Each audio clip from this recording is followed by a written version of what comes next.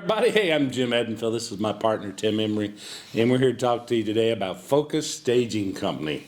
You got a real estate flip or even a first-time home buyer you want to sell fast and get a high dollar amount, quick listing or quick sell, you really do need the staging. Is that right, Tim? Yeah, staging is the most important part of the sales process, and when you do it right, it gives people a warm, fuzzy feeling so they'll buy the house and move on to the next deal. Right. And we're here in Mobile setting up. We've got a team here that we are there to fill in that hole for you. We'll come in and do a custom design, quick talk, quick consultation. We can get it staged and get you ready to go.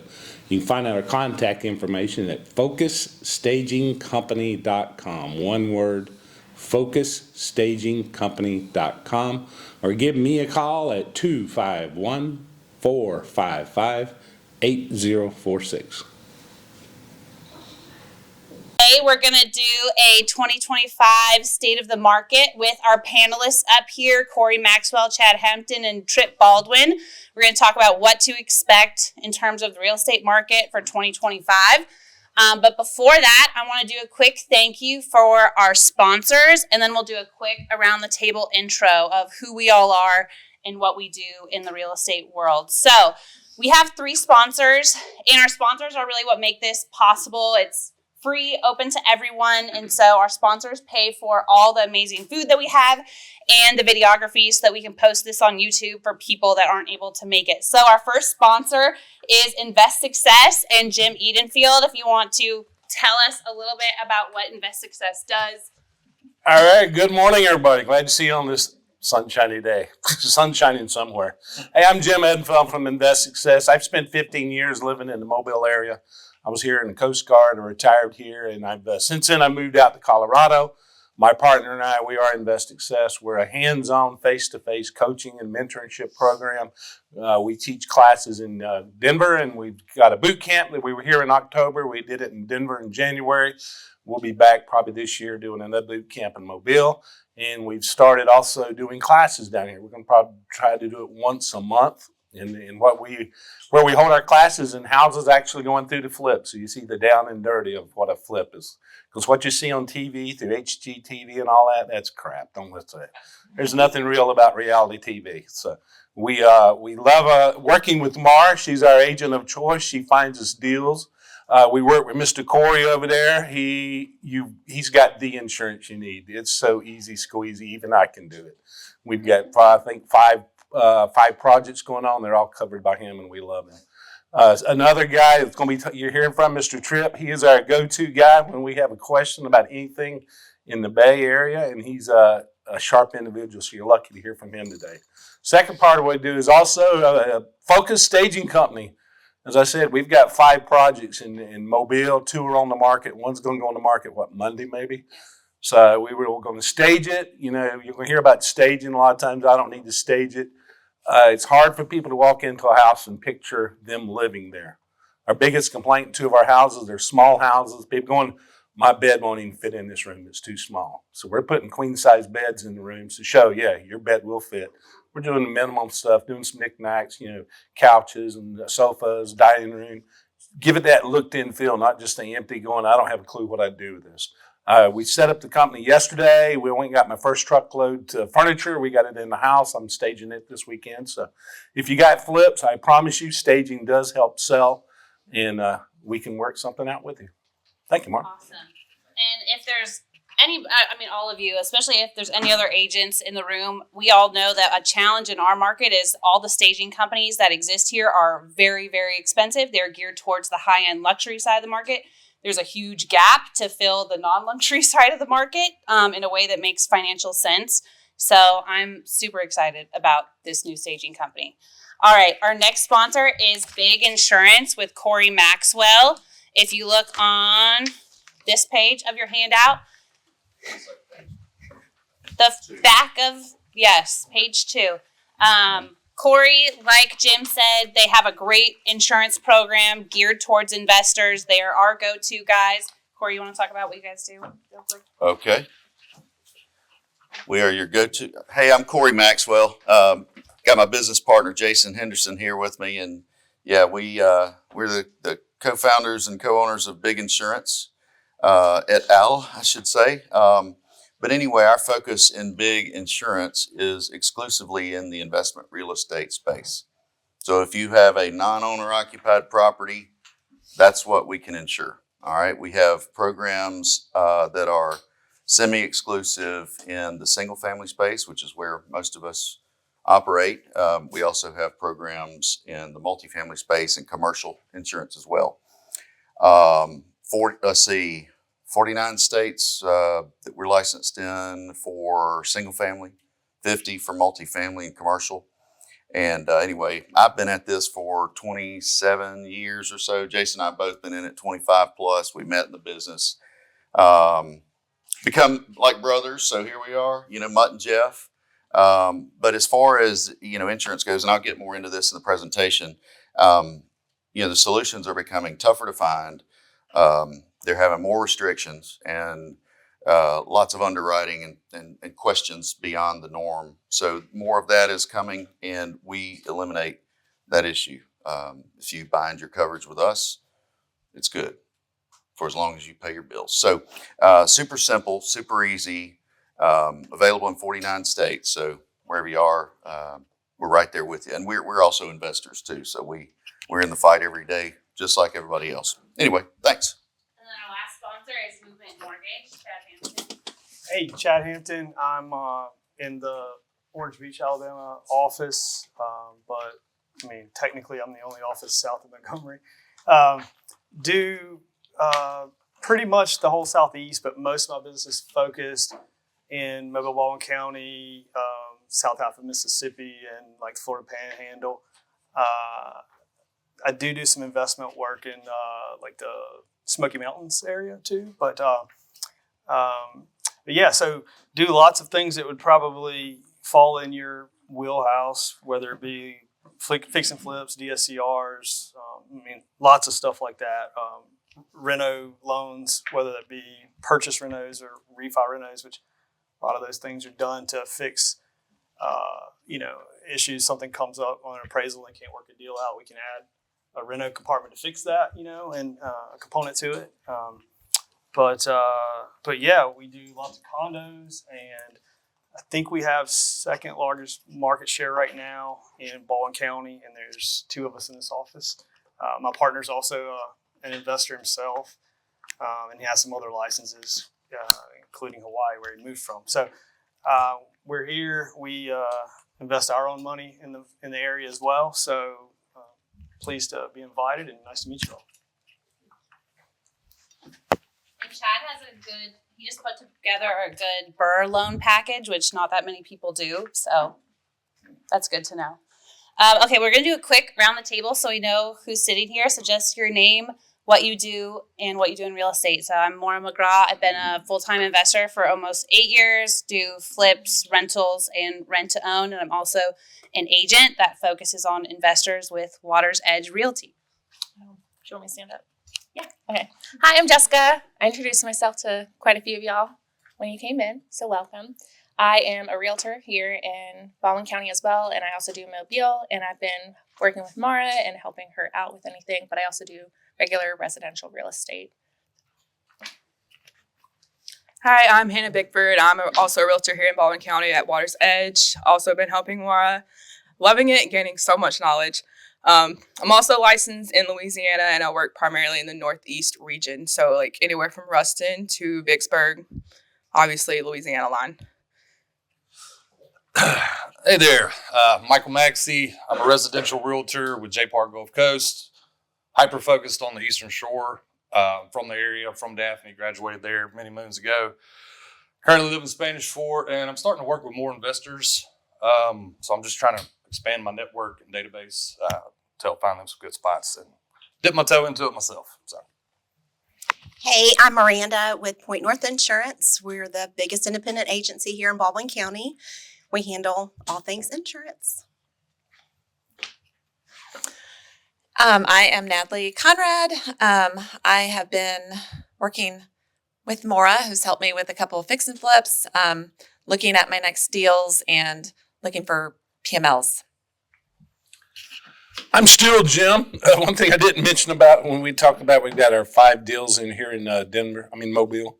I say Denver when I'm here. I say Mobile when I'm at home. But we've got 5 projects, and the sweetest thing about that is it's all with private money. Dustin is one of our partners in one of our houses. It's all private money. There's nothing better than not having to go ask a hard money for a draw. So if you're interested in doing some passive investing, see me about that. We'd love to have partners here in the area. Hey, my name's Donnie McGriff. I've been in this area about a year. I've been doing off-market, finding deals off-market. I bought a few here and there on-market, but they're usually overpriced if you can go off-market. But I've been doing that about 6 years full-time, and yeah, that's it. Hey, good afternoon. I'm Ren Bartlett. I own Heartland Buys. I do a couple fix and flips, a couple wholesales, and own a couple rentals.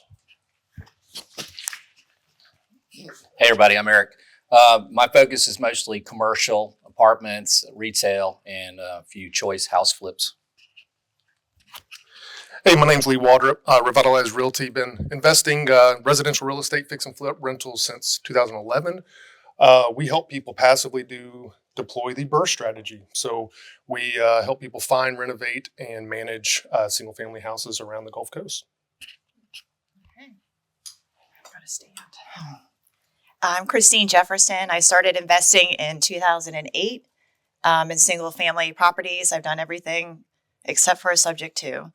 And in 2017, I transitioned over, met a business partner, and we moved over to apartment complexes. And we, over the years since we've been partnered in 2017, we've done 7 full cycle deals on apartment complexes.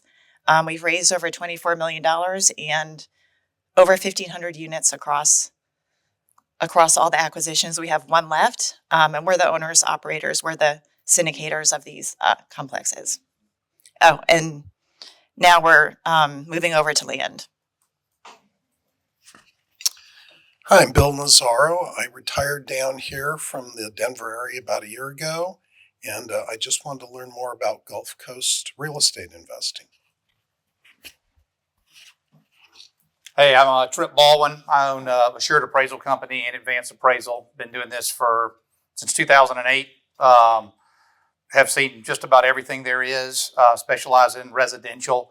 I've not really wanted to delve my foot into the commercial side of it. I just make too much money doing residential stuff. I mean, that's the honest truth on it. And I have a degree in finance and is specialized in real estate. So kind of have a little bit better background than most people that go into it. But open to answer any of your questions or help y'all out with anything you need, especially with valuations and stuff like that. So, yeah. Thank you. I'm Lauren Burgess. I'm Rob Shaw's partner with Compliant Cash Flow. We are real estate advisors and do lots of different tax strategies. If you need any help and owe Uncle Sam money, we are here to help you. Hi, everyone. I'm Annie Johnson. I am owner and lead interior designer of ALJ Interiors. We specialize in custom homes from plans to pillows, and I've been in this industry for about 20 years, and I am very interested in taking my expertise and experience and learning how to partner up with others to invest and maybe get into development. Thanks. Hi everyone, I'm Caroline Cho. I'm with Revitalize Realty. I help onboard owners with our property management. So if you have any questions on delegating your landlord responsibilities to a property management company, ask me and I'll help you out.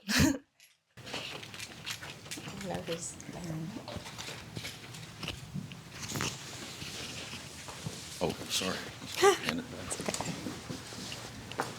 Hi everyone, my name is Amelia Weatherford. I'm new to the area. We just moved here last year from San Antonio, Texas. Followed my husband because of his job. He's the GM at the Porsche store, so if anyone needs a car, go see him. I have been a stay-at-home mom. Previous to that, my background is in theater arts and dance. So I teach ballroom dance, do theater. I don't have a background in this at all, but I did stumble upon a women's real estate investors network, and I joined that. I kind of invested in myself and learning, so I'm very new. I'm just in the learning process, and I just want to kind of like jump in and get my feet wet, looking to JV maybe with somebody and learn from all of you that have already done this. I'm very, very like passionate about doing this. It's so interesting. So happy to be here, and that's all. Good morning. I'm Rob Schell, and I'm a tax advisor for commercial real estate. And the types of verticals and products we work with start anywhere from single-family homes and condominiums, and all the way up to the largest towers in America. We have a variety of different services. We work very closely with cost segregation, accelerated depreciation, but we have a portfolio now. Lauren and I have a portfolio of about 10 different services and tax strategies, all focused in commercial real estate. So it's not just about cost segregation anymore. We do a variety of different things depending on the kind of investor you are, and we work closely with your tax advisors, your CPAs and EAs and financial advisors. Hey, good morning. Jason Henderson from Birmingham. Like Corey said, I'm his business partner in Big Insurance. He told you about that. We also have a second company, Big Consulting, and what we do on that real quick is it's a fairly new venture for us in the last, say, 2 years. We help real estate investors and real estate developers secure non-recourse funding. So if you're looking to fund a project, do a refi from $500,000 to $500 million, doesn't matter. We've got several 6 or 8 lending partners, if it makes sense, and it keeps it off your personal balance sheet. So if you're interested in that, we'd love to talk. I am Dustin Patterson. I moved here from Illinois last fall, and I got some rental properties up there, and I came down here trying to get full-time into fix and flips. Like Jim said, I partnered with him on one, and I just closed on my first on my own yesterday. So just getting started with the flips. So. Awesome. All right, let's hear from Chad about what's going to happen with interest rates. Okay, that's a loaded question. Did I hear it done? So when you look at data, pretty much what's always quoted is, primary residence, conventional loan, high FICO score. So if I use any kind of other references, it's going to be really tough to correlate. So I'm just going to go that path. Also, that's not affected by the loan level price adjustments that Fannie and Freddie have thrown in the last couple of years for second homes and investment properties, which is good because those could go away or change like they have several times. So that being said, read a lot of data, do it all the time, pay for it, economist predictions and all these things as well. And it'll vary depending on where you go. By year end, anywhere from 5 to 7%. So I'm going to try to dial that down for you, make it a little bit more data driven. I didn't do a great job introducing myself, I think, probably. I haven't listened to all you guys, but just to preface this with some of that so you'll understand where I'm coming from. So I'm not traditional in what I do. I didn't come through the banking system. I came through corporate supply chain finance. And so I dealt with looking at everything from currency exchange rates to what's happening economically and politically in other countries where we're buying things from and moving them around, because I was always having to balance every month large budgets of what we had and what we were going to make based on what was going to happen 6, 8, 9, 10 months from now. So I apply that same type of data to trying to predict what to do, because I don't want to give somebody bad advice, right? So that being said, what we as a corporation, and Movement Mortgage is now the 5th largest lender in the U.S. volume-wise, so we're paying for some pretty good sources for data. We think it's going to be somewhere low 6s probably end of the year, so we're talking 0.75% lower than today, which is national average is probably like 7.05. So that being said, we think volume's going to kind of be flat for the number of units turning. There's going to be small windows of rate opportunities, which is pretty much what we've seen in the second half of 24. Like September, for example, you had a 45-day window, rates dropped quickly. A lot of investors jumped on some deals while they could get price negotiation improvements at the same time rates were dropping. So I think we're going to have some volatility where we have some windows of opportunity like that if you're ready to strike. On top of that, a lot of what's going to happen, and I think the reason why there's such a varying opinion on where interest rates are going to fall by the end of the year is because there's a lot of unknown around tariffs. And so I can speak to this more so than most because the last time we went through this phase, I was a supply chain manager and I was dealing with these things.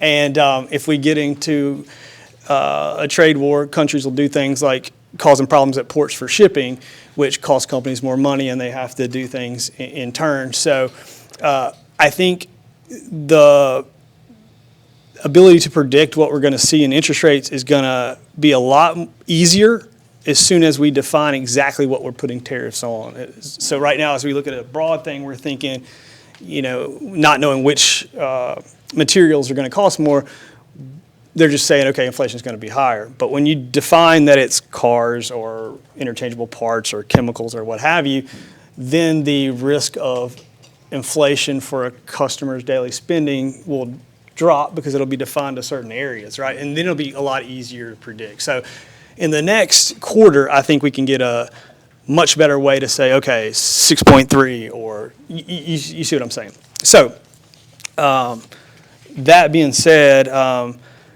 our trends are looking much better when we look inflation. We had a report come out today, which the way inflation is calculated by the Fed in their data is a 2-year average. They aggregate each month over 2 years, and they don't currently weight it to newer data being more powerful. They don't give more weight to the newest data, which the current administration is trying to sway.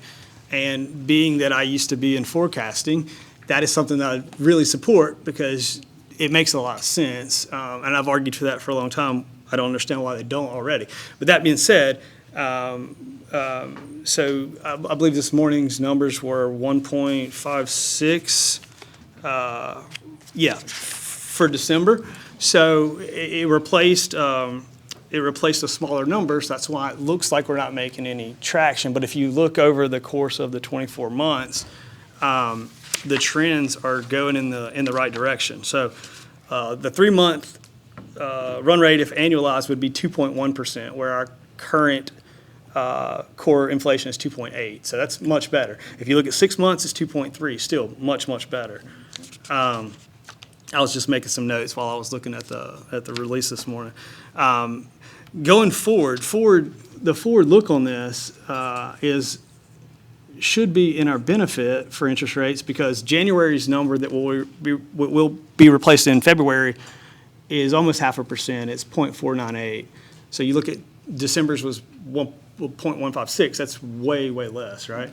So unless something unexpected happens in the next quarter, there are 3 really big numbers being replaced. So all that being said, should trends hold, the talk by the press and people releasing data should start to say, inflation's looking better, which in turn should not spook the market. And really our interest rates are driven by investors in the market and what they're seeing and hearing in the press.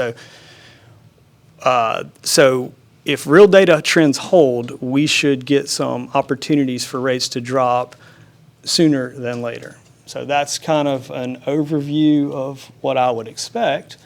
And then dialing down to specific investors, I'll say investor transactions were actually down about 6%. I believe it was 5%, 16.8% first half of last year of homes sold were to investors, where the number had been 21% the year before, the year-over-year numbers. So I believe that there are some, and especially in our market here, some opportunities coming, and the trends lately have been toward long-term single-family type of growth, and one reason is the condo market, which thrives in the short-term rental market. Rents were down, and there's now inventory stacking at about 12 units a day. So it's looking like about 3 times listings coming on the market than things going under contract. So that being said, if you are interested in that type of market, it might be an opportunity to get a price reduction because inventory is kind of stagnating. So I will say I tend to get wordy, so I'm going to cut it off there and just open up for any kind of questions in the future that you guys have.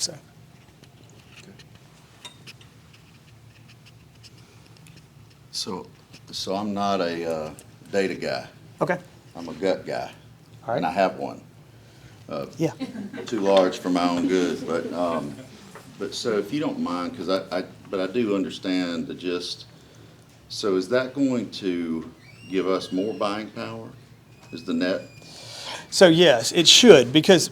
And then what about the flexibility of the money? You know, like how easy is it going to be for us to get the money, regardless of the rate? Good question. It's like, is it going to put, you know, how can I use it to leverage and how much can I get? Great question.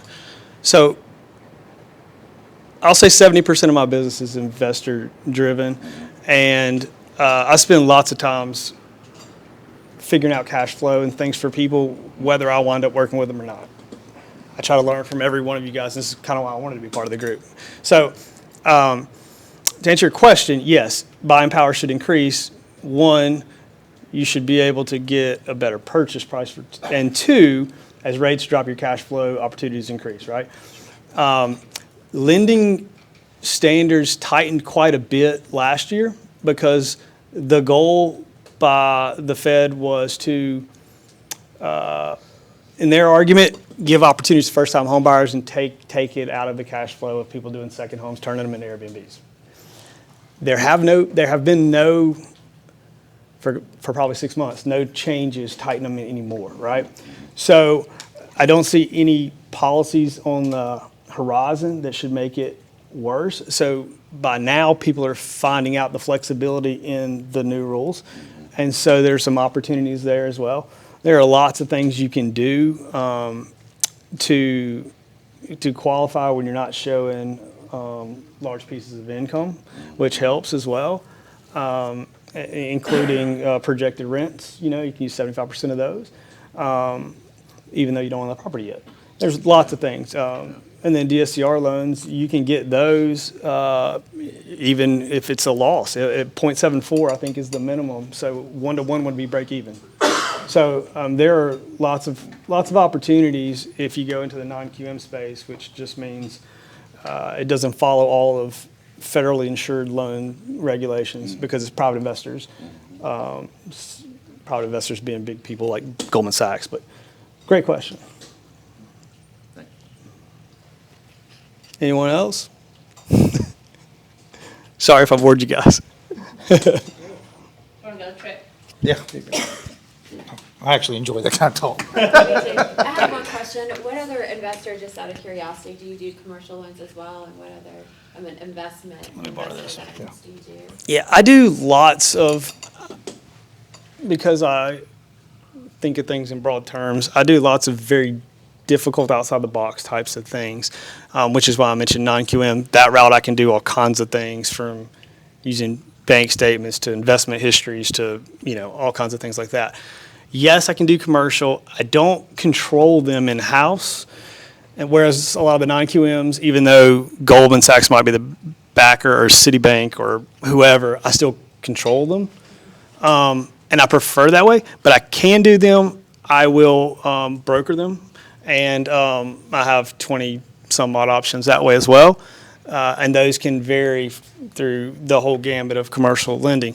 But I am always honest with people. When I run the numbers, I will tell them this makes more sense to go do this, you know, if so. So, and some. Are you a correspondent lender, independent broker, or like what is the? So it's twofold. So primarily it's a retail deal where we're a private bank behind us.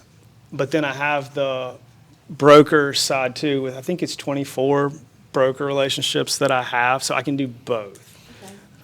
Yes, it's just if I can do it in-house and control it in-house, it's usually cheaper or cash flow is easier to come by. But when you get creative, sometimes you go outside the box. Yeah. Okay. Okay, and then one more question. Yeah, yeah. Because I used to do mortgages and do a lot of DSCR and things like that. Yeah. And work for independent broker, because it always intrigues me, how many different types, and I don't think people understand how much different types of loans there are out there. And how much creative financing, and how you don't need bank statements, I'm sorry, not bank statements, but taxes and things like that. Correct. But renovation loans was always something, I couldn't really do, or the interest rate was a bit too high for, what I could do.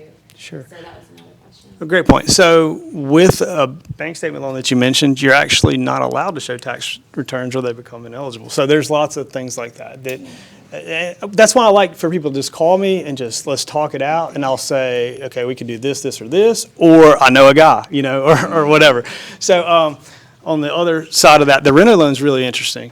It really is, and because you can, anything's going to add value to the house, whether that just be remodel the kitchen, or you could do a total gut. I mean, you can add a whole, whatever is going to add value to the house, you can take that in there, and then your appraisal is based on the post-renovation amount. Therefore, your loan amount is based on the post-renovation value. So it opens up a lot of flexibility. It's seen homes, so there's lots of things that can go into the speculation. Thank you. Yeah, and I'm going to kind of piggyback on what you just said at the end right there about deals falling apart and things like that. I've actually seen it from a lot of other appraisers. They don't look at this, or they don't understand it. They're not looking at this in the sense that, hey, we've also got the rental potential here, and I need to do the income approach, and that is going to actually add credibility to the appraisal, or back up a higher resolved value that actually in turn helps out whatever. So you've got to find somebody who's appraising these properties that actually understands what y'all are going through. That's, you never want to, I never want to like kill a deal. That's not the goal. I've generally got a willing buyer and a willing seller. That's what's supposed to constitute a market. But you don't want someone to make a bad decision either. I will put my foot down at certain points. If the numbers don't make sense, I'm going to stop everything, call everybody involved in the transaction and say, hey, somebody's making a mistake here. This is, our numbers aren't adding up.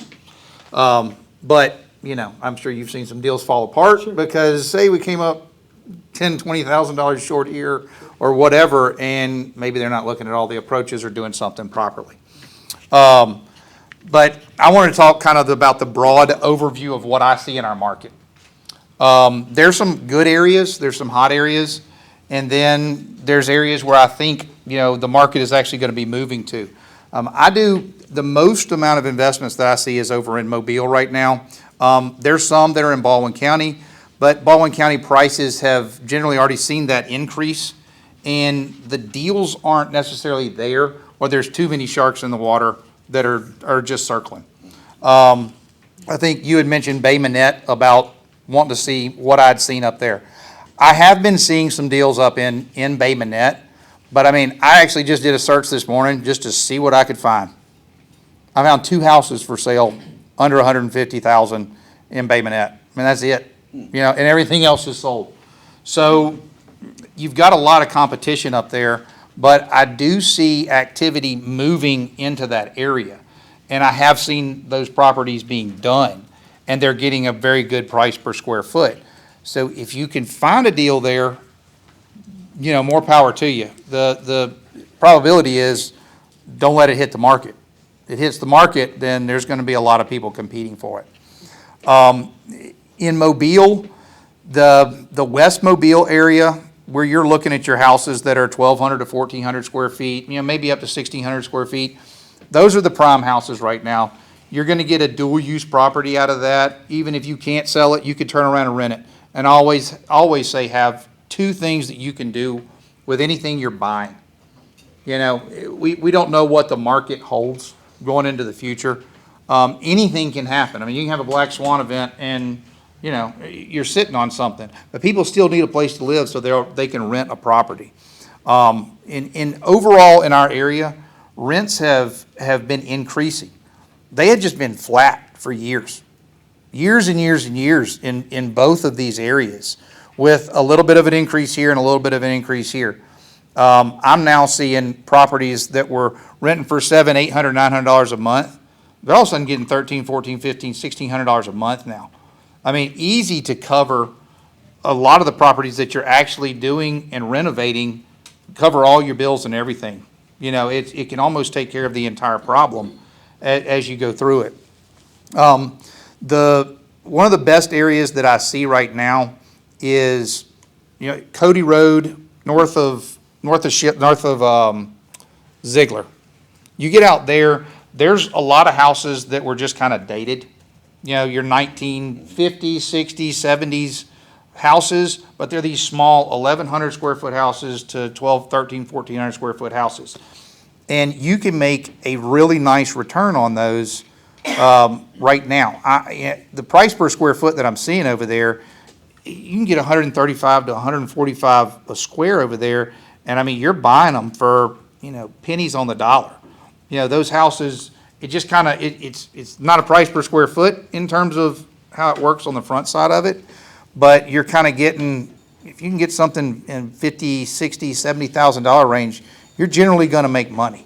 You're not going to have too many repairs. Those houses were actually well built, and it just depends on what you have to go and put inside of those houses. The next big area that I'm seeing is downtown in Mobile is seeing a revitalization, and it's moving back towards Midtown.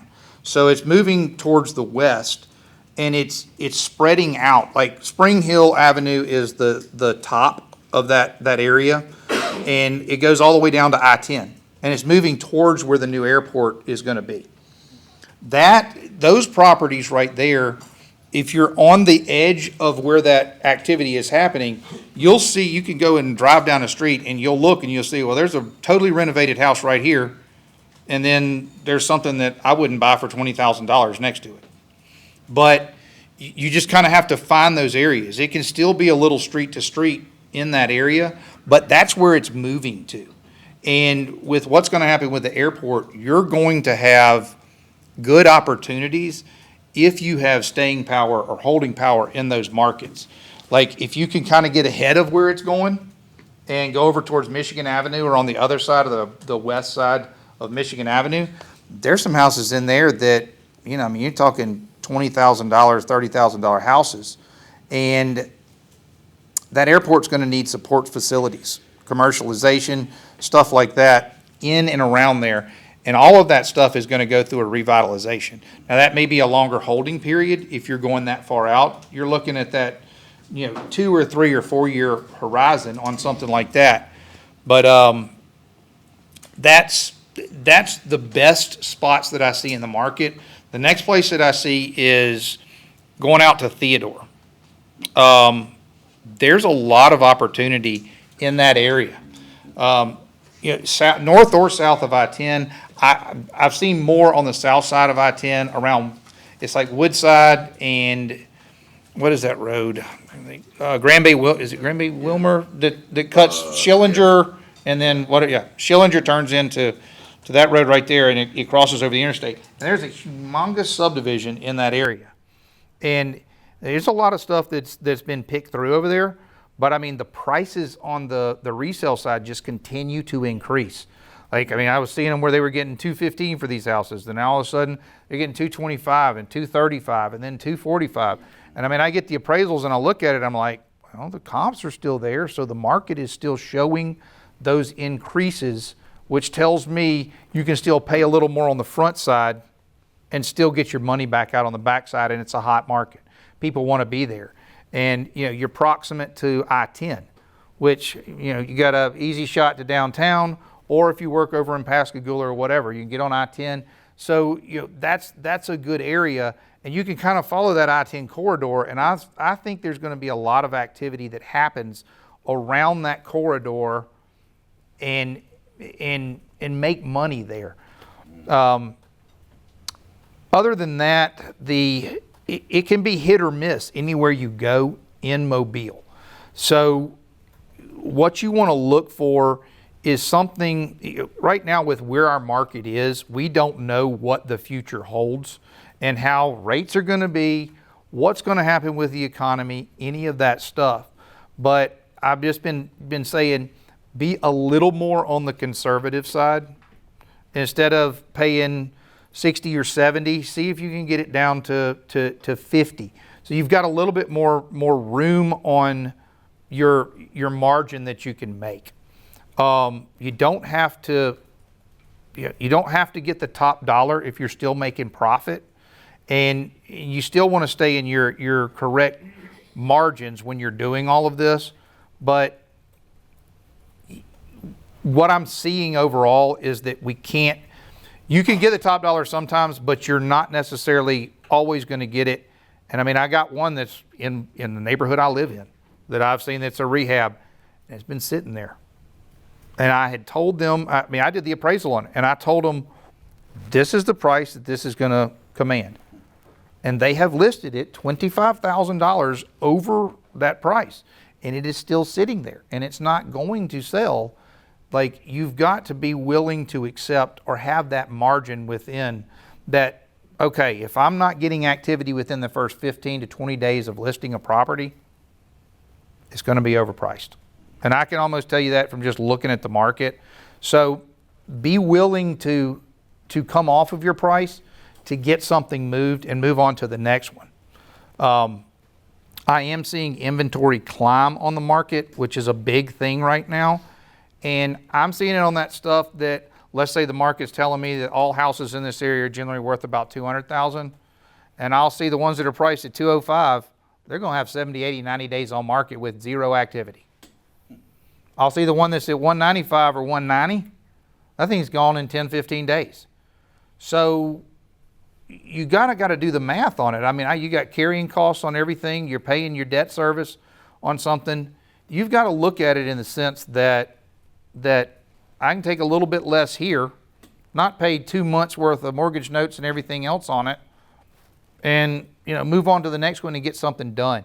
So take all of those things into consideration when you're looking at properties.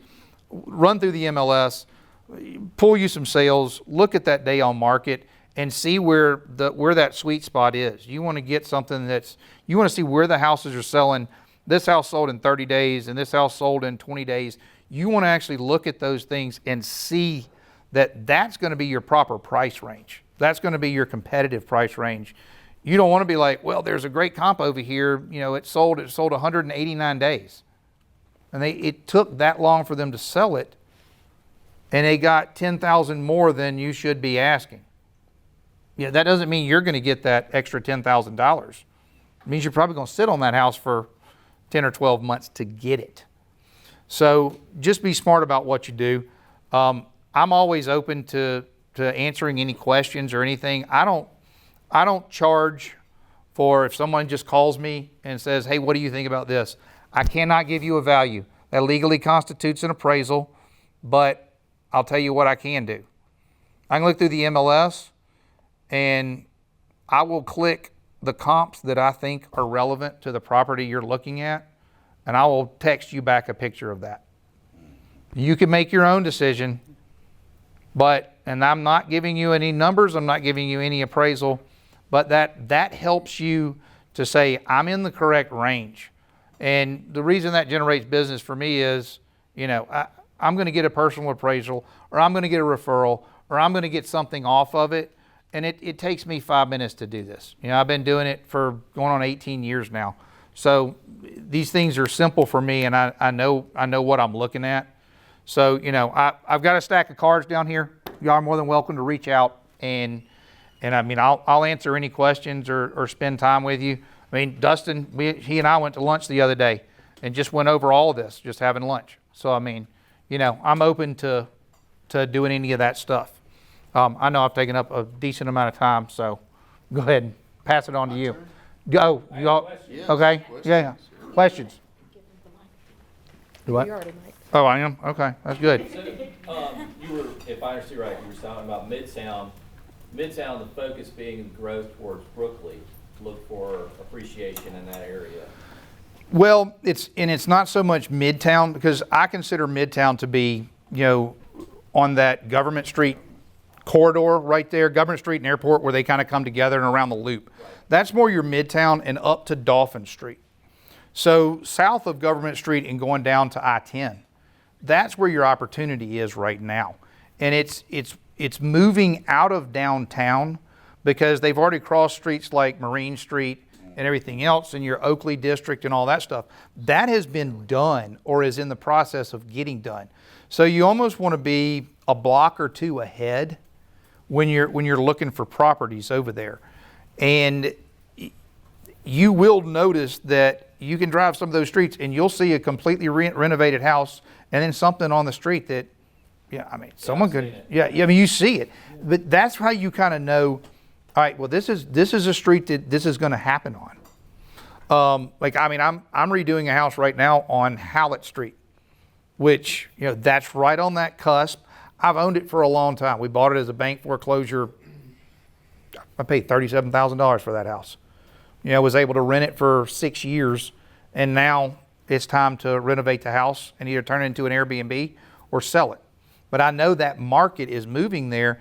There's 2 more houses on that street that are getting remodeled, and it's going to sweep through that street and move up to Spring Hill. And that's just going to stop at Spring Hill Avenue right there. So Midtown is a very hard game. It is. Chicken and egg. I mean, it's so hard to say you're going to make money on this house, because most of the people over there already know you're not going to find that house for $80,000, $90,000. You're going to be paying $130,000, $150,000 to get in, and then you're going to be capped at the top of what you can get out. So you've really got to be cautious when you go into that area, and you need to look at, you know, how tight you can keep your rehab budget or what you can do. If you can find that house that I don't have to put a new roof on, it doesn't need a new AC, it just needs paint, and I can put some LVP flooring down and maybe get it done. So you're talking on a range above affordable housing. Yeah, there's also a range that you don't want to cross in terms of the threshold. Right now in Mobile, I say that mark is about 250,000, maybe up to 300. The activity that I see is below that. All of those people that are in that market can afford to purchase that house because it's almost cheaper for them to buy that house than it is for them to rent that house. So your money that's above that 300,000 mark, you're not seeing as much activity on it. And you don't want to try to do, you know, buy the house that's $250,000 and then maybe have the buyer out there at $450,000 when you get it renovated. You know, it sounds great, but that's not what I'm seeing in this market. What you want to focus on is where is the big concentration of activity, and that's under that 300, 250 mark. That's kind of where I think the sweet spot is. Below that, you've got many buyers out there that are going to be looking at those properties. Well, how would DIP area compare to that? Would it be like a number 2 right behind that? I think DIP, so I own 2 houses down off DIP. I think that area it's going to hit its window at some point. We're not quite there yet. There are some deals and you can make some money down there. A lot of the people that live down on DIP have been there for a very long time. So a lot of those houses are paid for, and the people that live there don't necessarily owe anything on the houses. They're not borrowing money, but you can't give them enough money to where they can go buy another house and move out.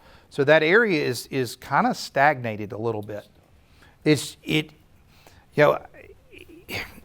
really hard to explain it in the sense that a $60,000 house down there, you know, that needs a lot of work, you don't have a lot of people wanting to be there.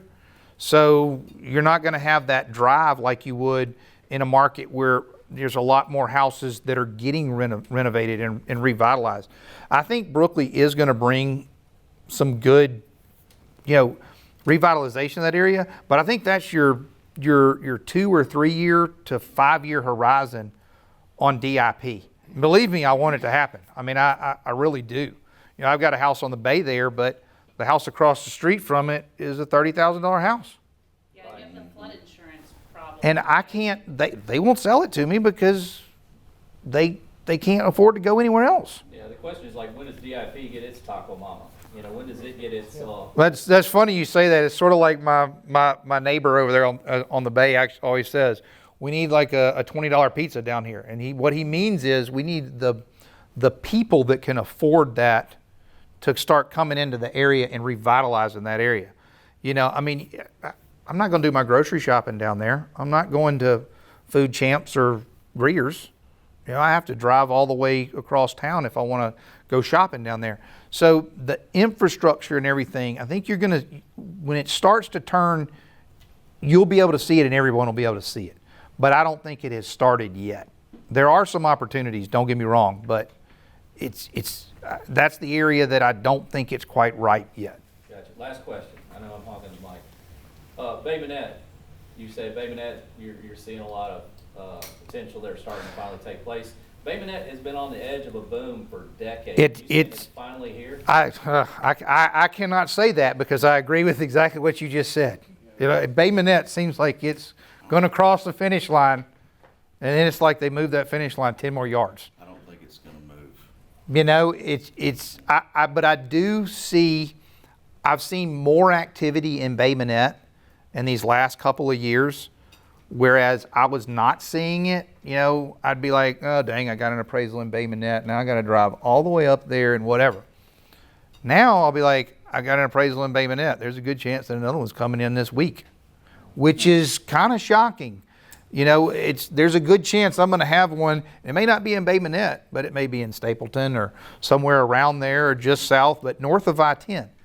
So that, I do think Bay Minette is a good area, but like I said, the inventory is limited.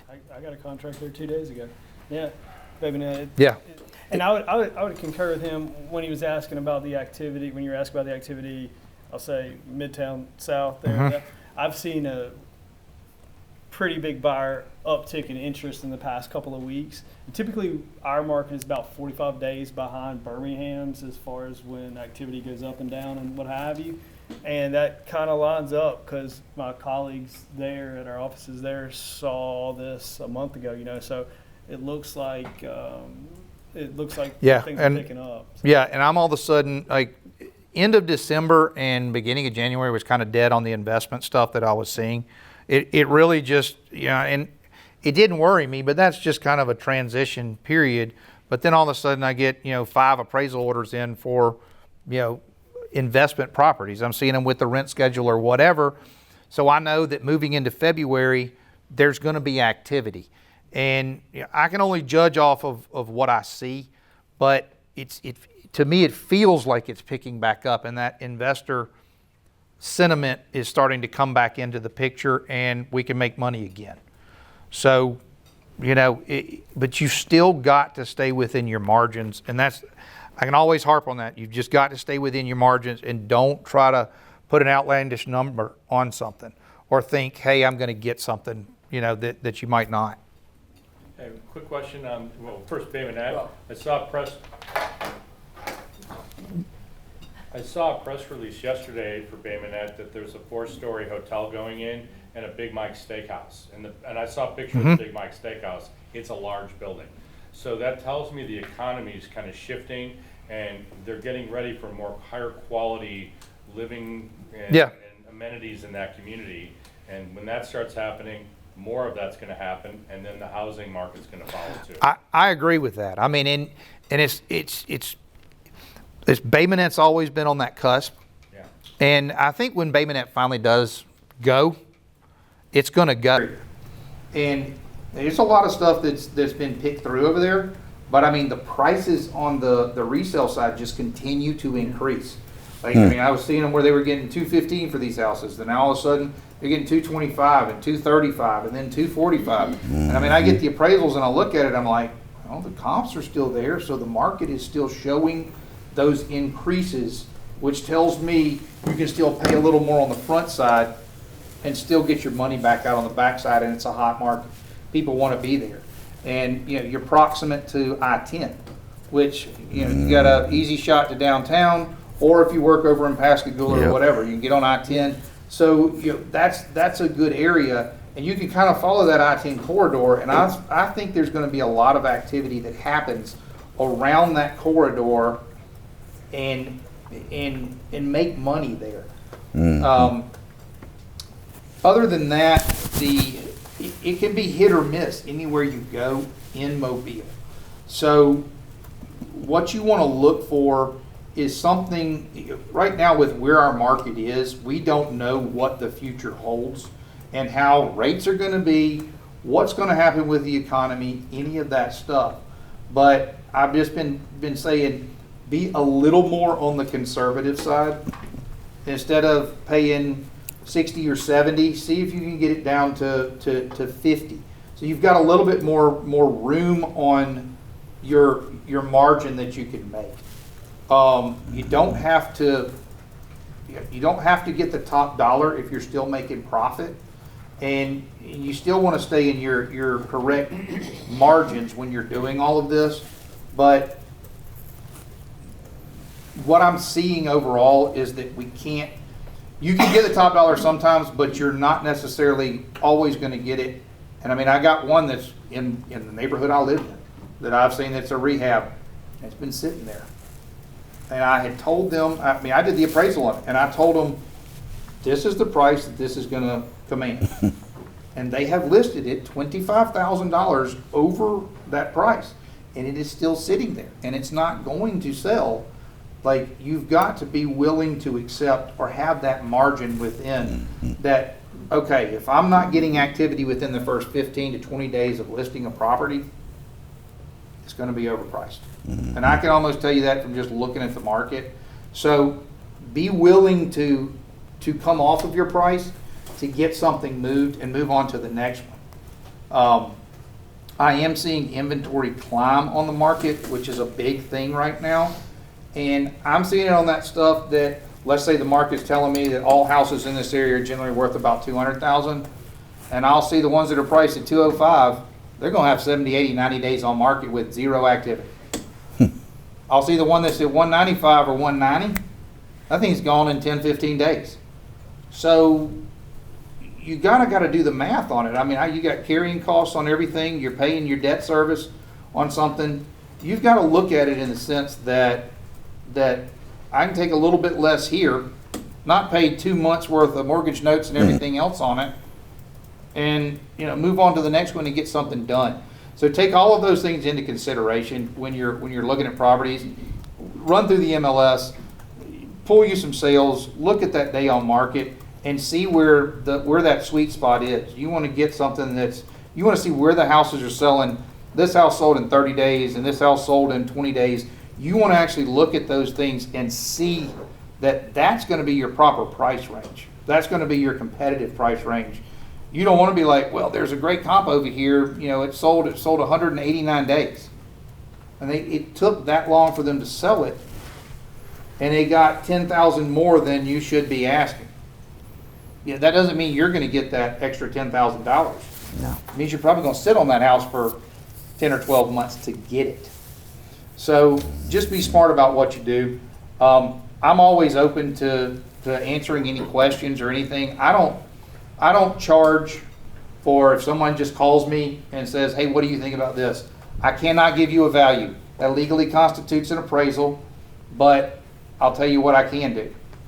I can look through the MLS and I will click the comps that I think are relevant to the property you're looking at, and I will text you back a picture of that. You can make your own decision, and I'm not giving you any numbers, I'm not giving you any appraisal, but that helps you to say, I'm in the correct range. And the reason that generates business for me is, I'm going to get a personal appraisal, or I'm going to get a referral, or I'm going to get something off of it. And it takes me 5 minutes to do this. I've been doing it for going on 18 years now. So these things are simple for me, and I know what I'm looking at. So, I've got a stack of cards down here. Y'all are more than welcome to reach out, and I mean, I'll answer any questions or spend time with you. I mean, Dustin, he and I went to lunch the other day and just went over all of this, just having lunch. Nice. So, I mean, I'm open to doing any of that stuff. I know I've taken up a decent amount of time, so go ahead and pass it on to you. My turn? Go. I have a question. Yes, Okay. questions. Yeah. Questions. Oh, I am? Okay, that's good. So, you were, if I understand right, you were talking about Midtown. Midtown, the focus being the growth towards Brooklyn. Look for appreciation in that area. Well, it's not so much Midtown, because I consider Midtown to be, on that Government Street corridor right there, Government Street and Airport, where they kind of come together and around the loop. Right. That's more your Midtown and up to Dolphin Street. So south of Government Street and going down to I-10, that's where your opportunity is right now. And it's moving out of downtown because they've already crossed streets like Marine Street and everything else in your Oakley district and all that stuff. That has been done or is in the process of getting done. So you almost want to be a block or two ahead when you're looking for properties over there. And you will notice that you can drive some of those streets and you'll see a completely renovated house and then something on the street that, I've seen it. Yeah, but you see it. But that's how you kind of know, all right, well, this is a street that this is going to happen on. I'm redoing a house right now on Hallett Street, which, that's right on that cusp. I've owned it for a long time. We bought it as a bank foreclosure. I paid $37,000 for that house. I was able to rent it for 6 years, and now it's time to renovate the house and either turn it into an Airbnb or sell it. But I know that market is moving there. There's 2 more houses on that street that are getting remodeled, and it's going to sweep through that street and move up to Spring Hill. And it's going to stop at Spring Hill Avenue right there. So Midtown is a very hard game. It is chicken and egg. I mean, it's so hard to say you're going to make money on this house because most of the people over there already know you're not going to find that house for $80,000, $90,000. You're going to be paying $130,000, $150,000 to get in, and then you're going to be capped at the top of what you can get out. So you really got to be cautious when you go into that area, and you need to look at how tight you can keep your rehab budget or what you can do. You can find that house that I don't have to put a new roof on. It doesn't need a new AC. It just needs paint, and I can put some LVP flooring down and maybe get it done. So you're talking in a range above affordable housing. Yeah, there's also a range that you don't want to cross in terms of the threshold. Right now in Mobile, I say that mark is about 250,000, maybe up to 300. The activity that I see is below that. All of those people that are in that market can afford to purchase that house because it's almost cheaper for them to buy that house than it is for them to rent that house. So your money that's above that 300,000 mark, you're not seeing as much activity on it. And you don't want to try to buy the house that's $250,000 and then maybe have the buyer out there at $450,000 when you get it renovated. Right. It sounds great, but that's not what I'm seeing in this market. What you want to focus on is where is the big concentration of activity, and that's under that 300, 250 mark. That's kind of where I think the sweet spot is. Below that, you've got many buyers out there that are going to be looking at those properties. Well, how would DIP area compare to that? Would it be like a number 2 right behind that? I think DIP, so I own 2 houses down off DIP. I think that area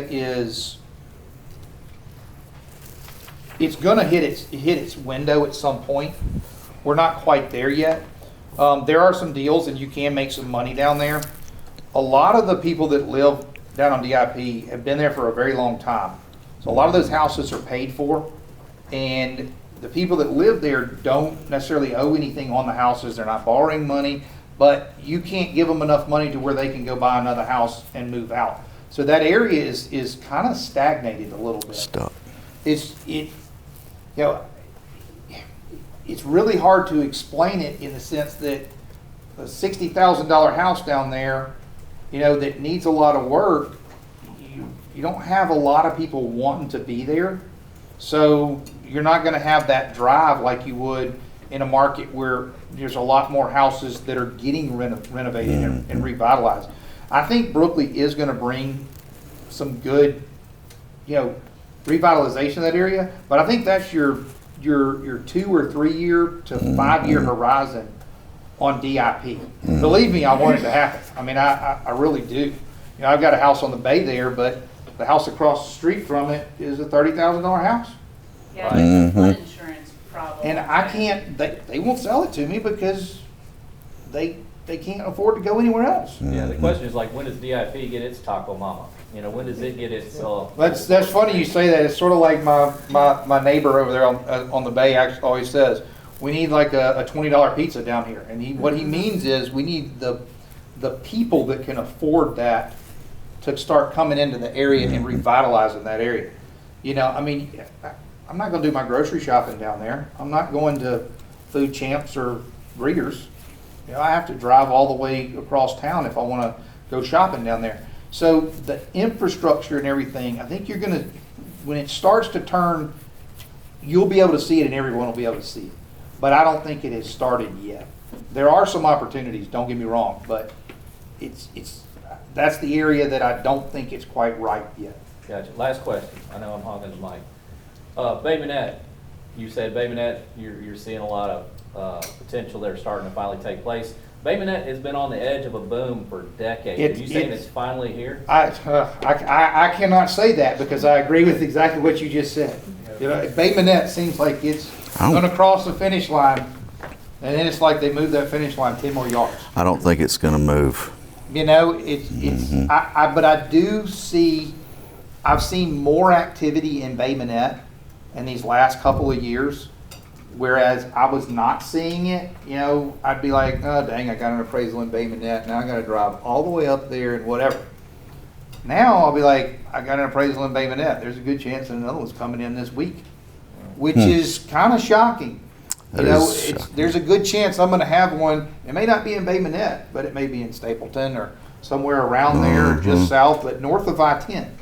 So that, I do think Bay Minette is a good area, but like I said, the inventory is limited. I got a contract there 2 days ago. Yeah, Bay Minette. Yeah. And I would concur with him when he was asking about the activity. When you were asking about the activity, I'll say Midtown South there. I've seen a pretty big buyer uptick in interest in the past couple of weeks. And typically, our market is about 45 days behind Birmingham's as far as when activity goes up and down and what have you. And that kind of lines up because my colleagues there at our offices there saw this a month ago. So it looks like things are picking up. So. Yeah, and I'm all of a sudden like. End of December and beginning of January was kind of dead on the investment stuff that I was seeing. It really just, and it didn't worry me, but that's just kind of a transition period. But then all of a sudden I get, 5 appraisal orders in for, investment properties. I'm seeing them with the rent schedule or whatever. So I know that moving into February, there's going to be activity. And I can only judge off of what I see, but to me, it feels like it's picking back up, and that investor sentiment is starting to come back into the picture, and we can make money again. So, but you've still got to stay within your margins, and I can always harp on that. You've just got to stay within your margins, and don't try to put an outlandish number on something, or think, hey, I'm going to get something, that you might not. Hey, quick question. First, Bay Minette. I saw a press release yesterday for Bay Minette that there's a 4-story hotel going in and a Big Mike's Steakhouse. And I saw a picture of the Big Mike's Steakhouse. It's a large building. So that tells me the economy is kind of shifting and they're getting ready for more higher quality living and amenities in that community. And when that starts happening, more of that's going to happen, and then the housing market's going to follow too. I agree with that. I mean, Bay Minette's always been on that cusp. Yeah. And I think when Bay Minette finally does go, it's going to go because it's kind of a homey little city. It kind of feels good when you're there, in essence. The question I have is, do you have an idea of when the new airport's going in service? What is the published date on that for them to open that up? I think it is this, is it this year? Does anyone? 2026. Yeah. 2026, Talking about Mobile? So we're about a year out. Brooklyn? Yeah, when it's gonna be in full operation. And I don't know if anybody's gone over there and actually just driven around that area. I was shocked Yeah.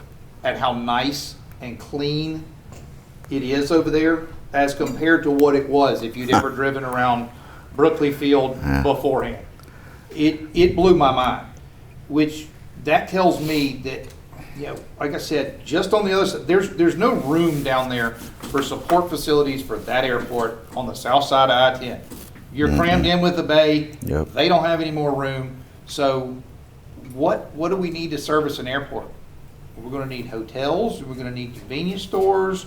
We're going to need all that little economy and some restaurants and all that stuff. And where's it going to go? I mean, what road do you drive up when you come across the interstate? That's Michigan Avenue. Yeah, that's what I was thinking about. There's potential delays with that. They're requesting a tax increase going to vote, I think, next Tuesday for city council on hotel taxes because there's a deficit in the budget now, like 250 to 350 million. City's already given them 15 million, they want more, and just the prices on the build out continue to go up. So if they don't get that plan, they're trying to service it, do it debt free. Is the only way that they can do the what is it, on plane or deep plane, keep that cost low. And if they can't do it debt free, there's going to be some delays. They got to get the funding from somewhere. It just don't work. The numbers don't work. Yeah. So I see that as a good area. I think there's potential there. But you know, Timing is everything. timing is going to be. When is it going to happen? You don't want to be behind on it, and you don't want to be too far ahead of it, and then nothing happens. So, you know, but I see the activity already moving out from downtown, and that's the way it's going. So, regardless, it's going to get to that area, swallow it up, and continue to move all the way over towards Dolphin Island Parkway. I mean, Yeah, see, and even past, like you were saying, out toward Grand Bay and everything, because that's you know, growing up in Bruton, Alabama, and you know, having family down here and driving down 31 and going through Flomaton, Atmore, Bay Minette, Spanish Fort, and all that for all those years, it's never wanted to come this way, you know, that way. Yeah. And so that's where Bay Minette is on Spanish Fort, yeah, obviously. Bay Minette is, but it's, I guess it's, I don't think it's the other side of the I-10 thing. I think it's the up the road feeling that you talk about. It is. Whenever I get the appraisal over there, I'm like, you're like, oh my gosh, I got to go way over there. There's an hour, you know, But it's the same. It's the same going out to West Mobile County, but the feel is different. Yeah. Go figure. I agree with that. And I mean, you know, you've got a lot of, what I've noticed in Grand Bay is that a lot of people have been, or your bigger money has been buying some acreage out there. And they're building big, nice houses, and they don't want to be in the city. They want to have a little land, be out there. But I mean, you always got to remember, money begets money. I mean, it's part of the system. You know, whenever somebody goes out there and that money goes there, those people expect, you know, service level, you know, jobs or businesses in that community that are going to also need workers. I mean, everything trickles down in the economy in terms of wherever the money goes. You know, if you have one employee that makes, you know, $500,000, he's going to need, you know, 10 people that service that one individual. So you've kind of got to look at it in that hierarchy that, you know, the money is going out to West Mobile, and it's only natural that everything else is kind of going to follow. And how long does that process actually take?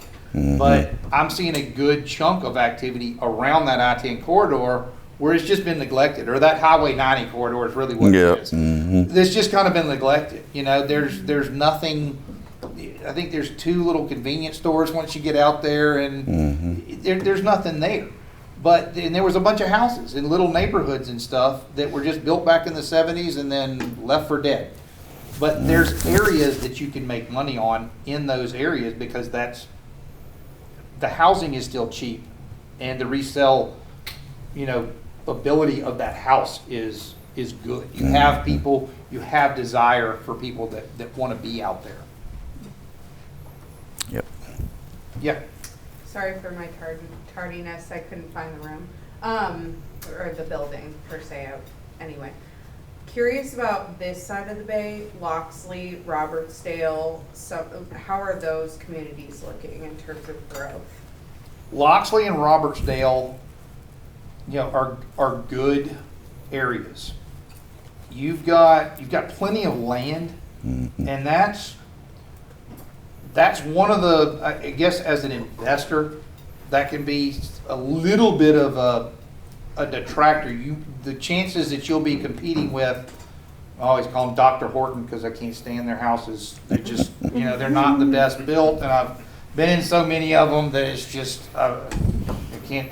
That's what you're competing with. When you remodel that house, you're going to be competing with the cut granite and the tile LVP, whatever, that they can buy at the minimum cost and put into their house and do it. And they can go buy that little chunk of land right outside of Loxley, throw up a new neighborhood starting in the 225s, and you've remodeled a house over here that's an older house, but it's going to be better built than that other one, but your consumer doesn't picture all of those things.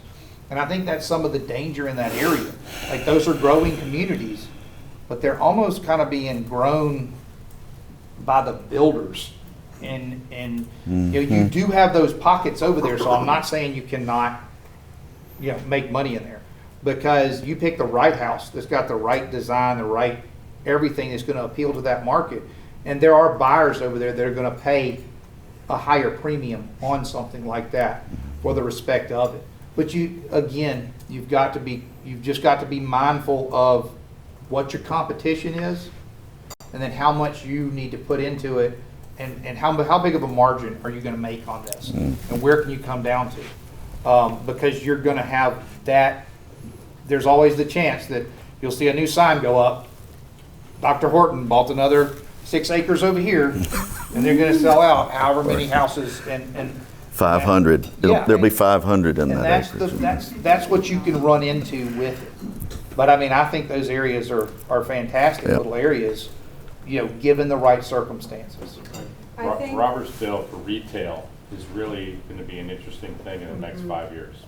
So retail investment in that area. Okay. I think definitely, like, people do gravitate towards those new homes, but speaking on the millennial generation, I mean, we don't want a brand new house. We want a fixed up, nice, well-built house. Yeah. So I don't think it's everybody that wants a cookie cutter. No, and you have a certain select number of people that want that. They just want to turn that key in that new house and be happy. I would never. I mean, that's just me.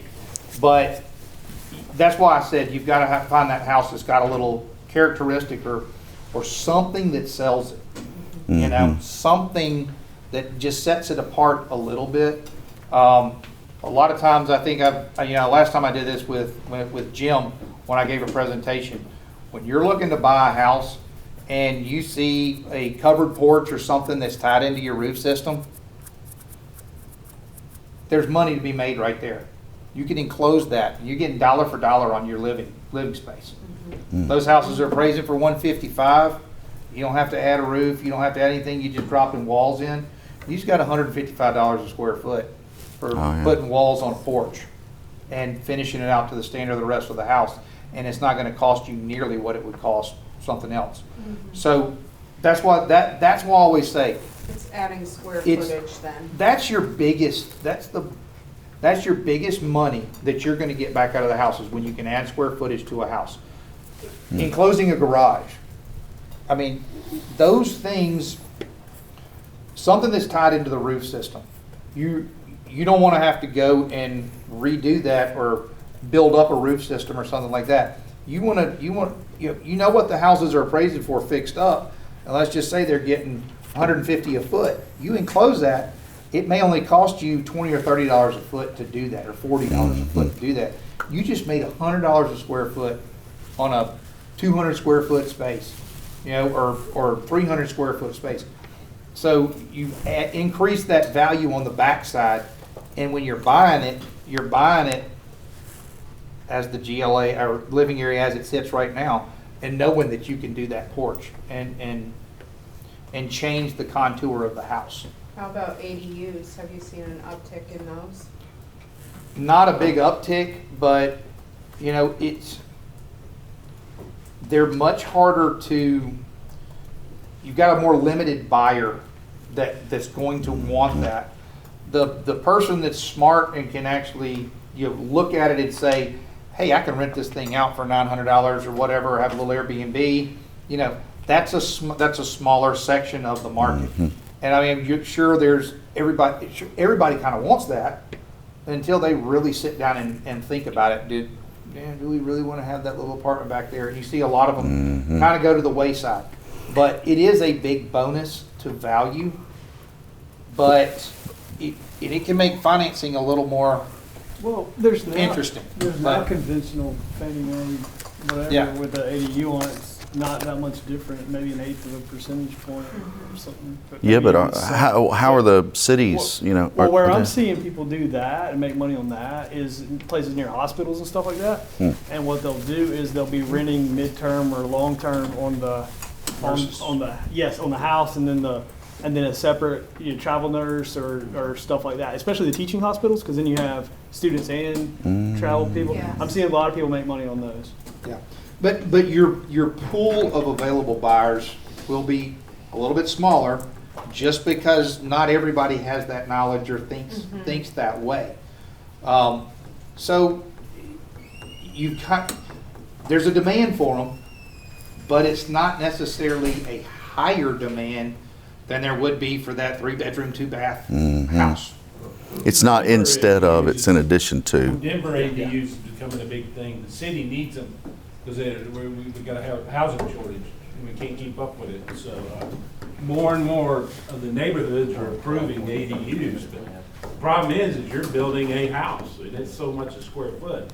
Yep. Tim says he loves the idea. He says, but by the time you build that house and you even say you do rent it out, it's going to take you 10 years to get your money back out. Yeah, and the other thing is on the appraisal, when I'm writing the appraisal, there's no way that I can give you the same dollar for dollar on that ADU that I'm going to give you on the square footage that you're getting on the house. It's like putting in a pool in essence, in a sense. You put in that $70,000 pool, I'm going to give you $25,000, $30,000. You better get the rest of the money out of it and using it and enjoying it. So, you know, that can also be an issue. So, are you saying, like, if you're in Fairhope and it's $300 a square foot, what would the ADU get credit for? The ADU, all right, so If you have a guest house, so if you have a guest house or ADU or in-law suite, however you want to refer to attached. It's going to be a line item adjustment. It will not be included in your square footage. Right. So it would be a line item adjustment, and I would have to basically find, run a match pair analysis to figure out, okay, these ADUs in this area, this house sold for, let's say, $450,000, didn't have one. This house sold for $550,000 and had one. I'm showing, everything else is relatively equal except one had it and one didn't. That tells me these things are worth about $100,000, in this market. Right. And it's all market to market, and it's what I can prove. And I need that data to be able to prove it. So there's no square footage, adjustment that you're going to get. I mean, I'll look at it and use common sense. I mean, I'm not going to value a 500 square foot one the same that I'm going to value a 1,000 square foot one. Right. You have to use common sense in doing that. So, if I see that this one's getting, X number of dollars where I can prove it, then I'll say, okay, this is the adjustment that suits the model that I can use for it. But the problem is, does your buyer expect that to be built out to the standard of the other house? Right. Or is it okay that it's an apartment that you only spent X number of dollars per square foot, but it's not the same quality as the house that it's servicing? Sounds like the challenge too is finding comps because it's a rare. It is hard to find the comps. A lot of times you may only find one that actually kind of suits everything, but it goes down to how well you can write the appraisal and how well you can actually explain that to the underwriter who's reviewing the report.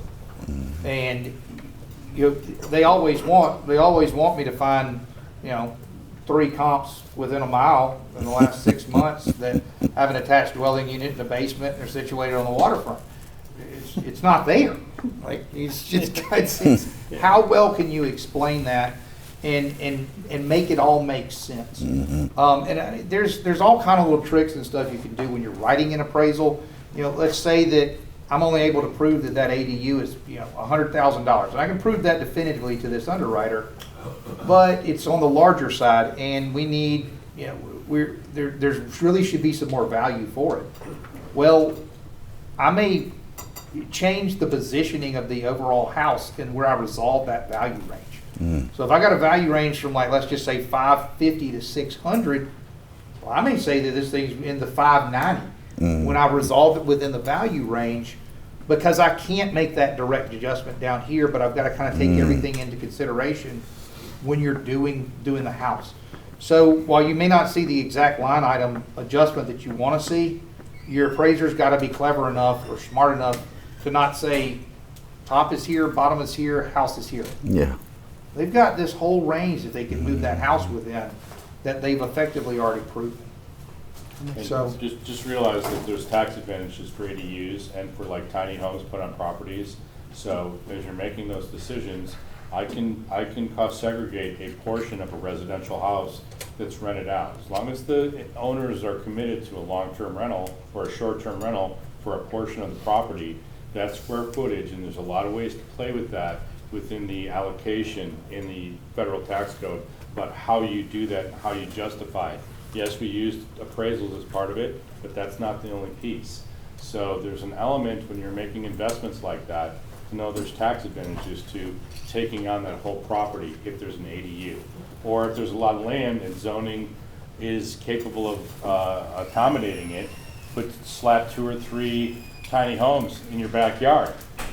And all of a sudden you live in Perdido Key, you're on Intercoastal, and you got 3 tiny homes there, and you got short-term rentals, and you got a big-ass house, and those 3 homes are paying for 2/3 of your mortgage. And no tax problem.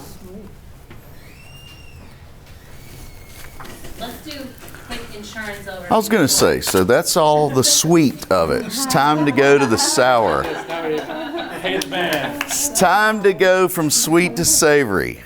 How's your appetite? So yeah, thanks. This is all great. And, to me, the roundtable type, the discussion aspect of this thing is the most beneficial because we're all looking at practical use of this information, right? And so, insurance, as we all know, because I'm a consumer of it as well, Jason and I are investors and we write all the same checks, that everybody else does. We pay attention to this, but oftentimes, we're so caught up in the middle of it, if you will, to not take a chance to step back and really look at the landscape and try to figure out what things are going to look like as it results to the impact on all of us.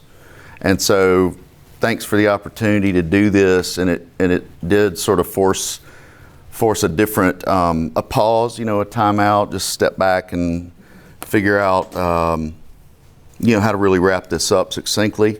We're fortunate enough to have some great relationships with our carrier partners, which are the insurance providers, okay? We're, in essence, a broker, and so we have multiple relationships. But the fact that we are in this micro niche of investment real estate, we get more access to the information and to the people and that kind of thing. So, what we did was kind of gather some points around the state of insurance and kind of where we are, why we're here, and maybe where we're going next. And then I'll happily answer any questions or field any comments or snide remarks. So all good here.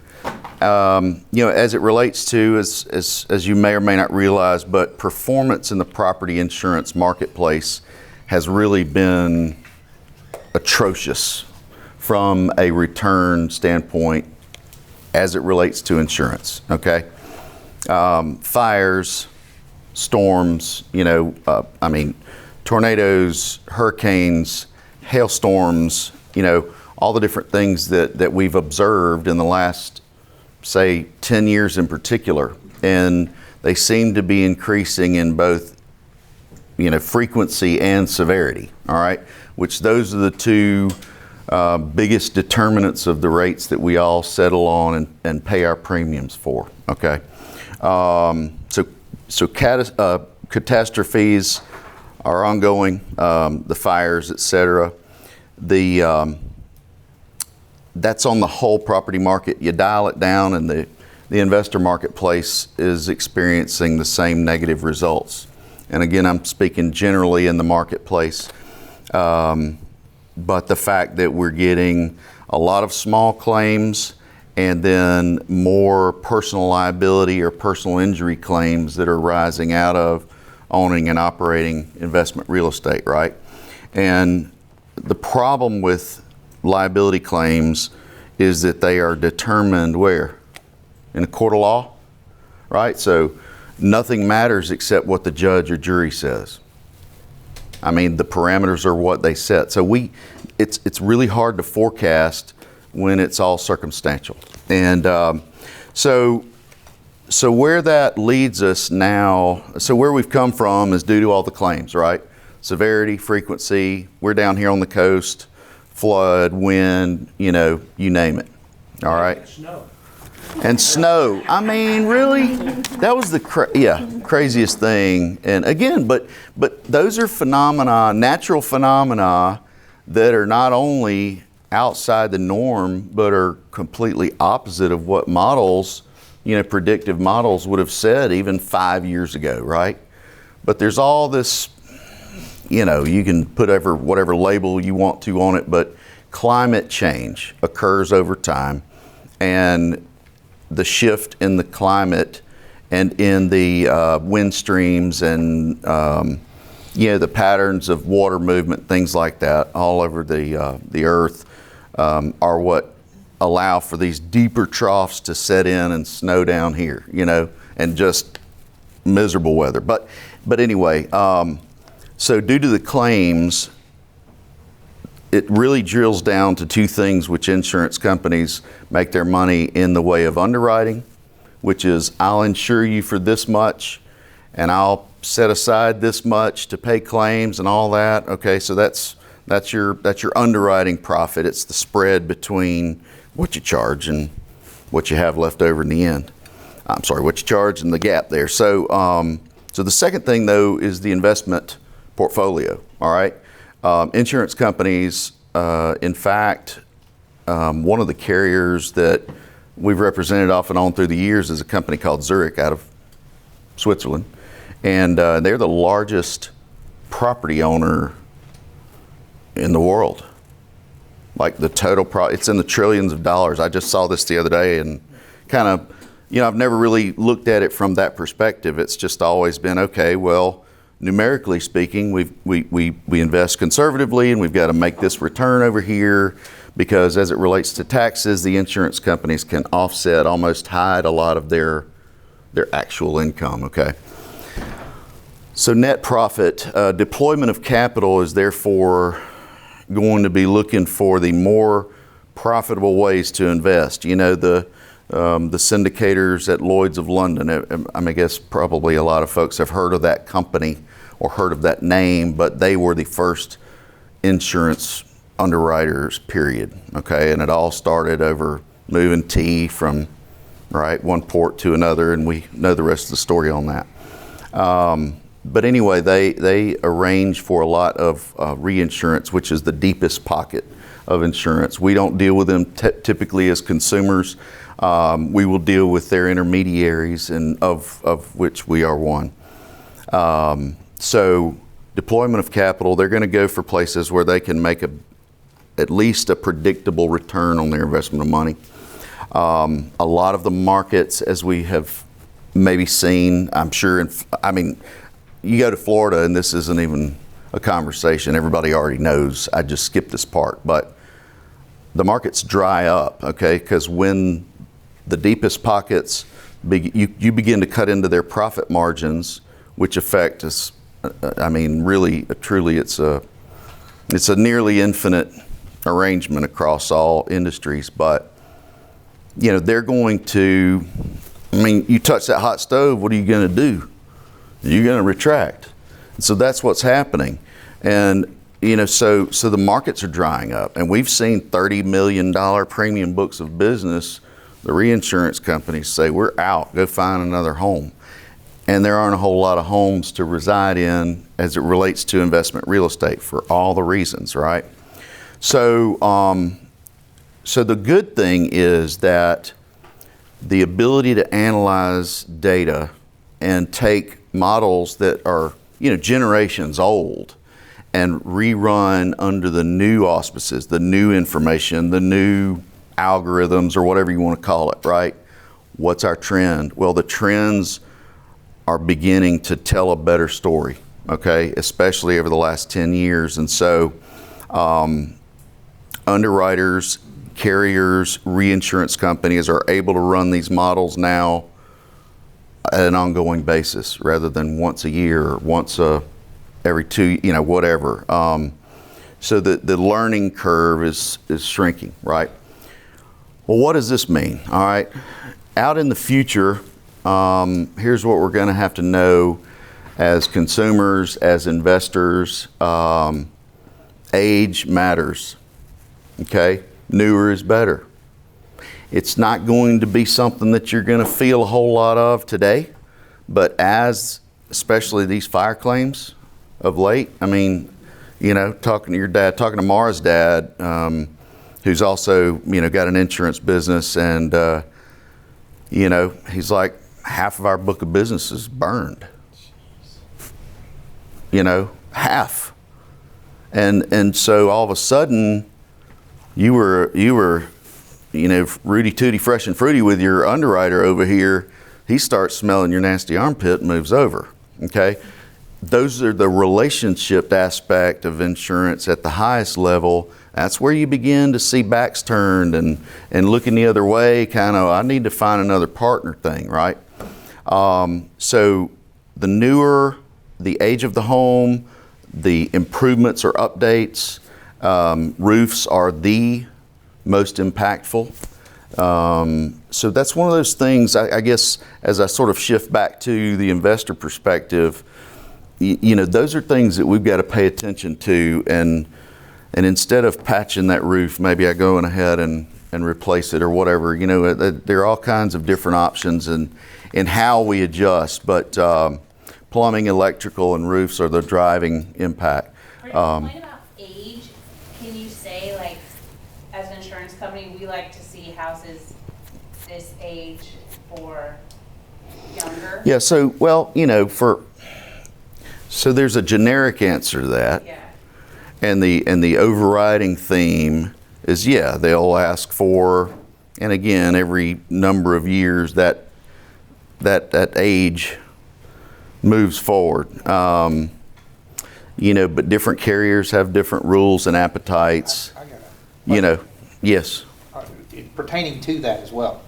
And I'm not dodging the answer, but I'm gonna. Well, this may clarify some of it. I don't know. Like, I mean, do y'all assign the effective age like we assign the effective age on the appraisal? Great question, and the answer is generally yes. Do y'all use the appraisal No. to help with that? Okay. So I'm going to tie it together in just a second, because that's a great point and a great question. So again, I think the statement I began with is age matters, newer is better. All right. Effective age is it's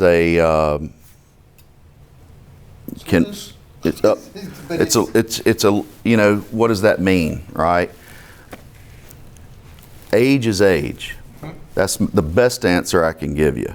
Effective age will help in, you know, your personal home or whatever, or some commercial property application. So it's not that it's irrelevant, but when it comes to investment real estate and our marketplace, a lot of people are asking, what's the age of the home? How old is the roof? When were do you still have aluminum? Do you still have fuses?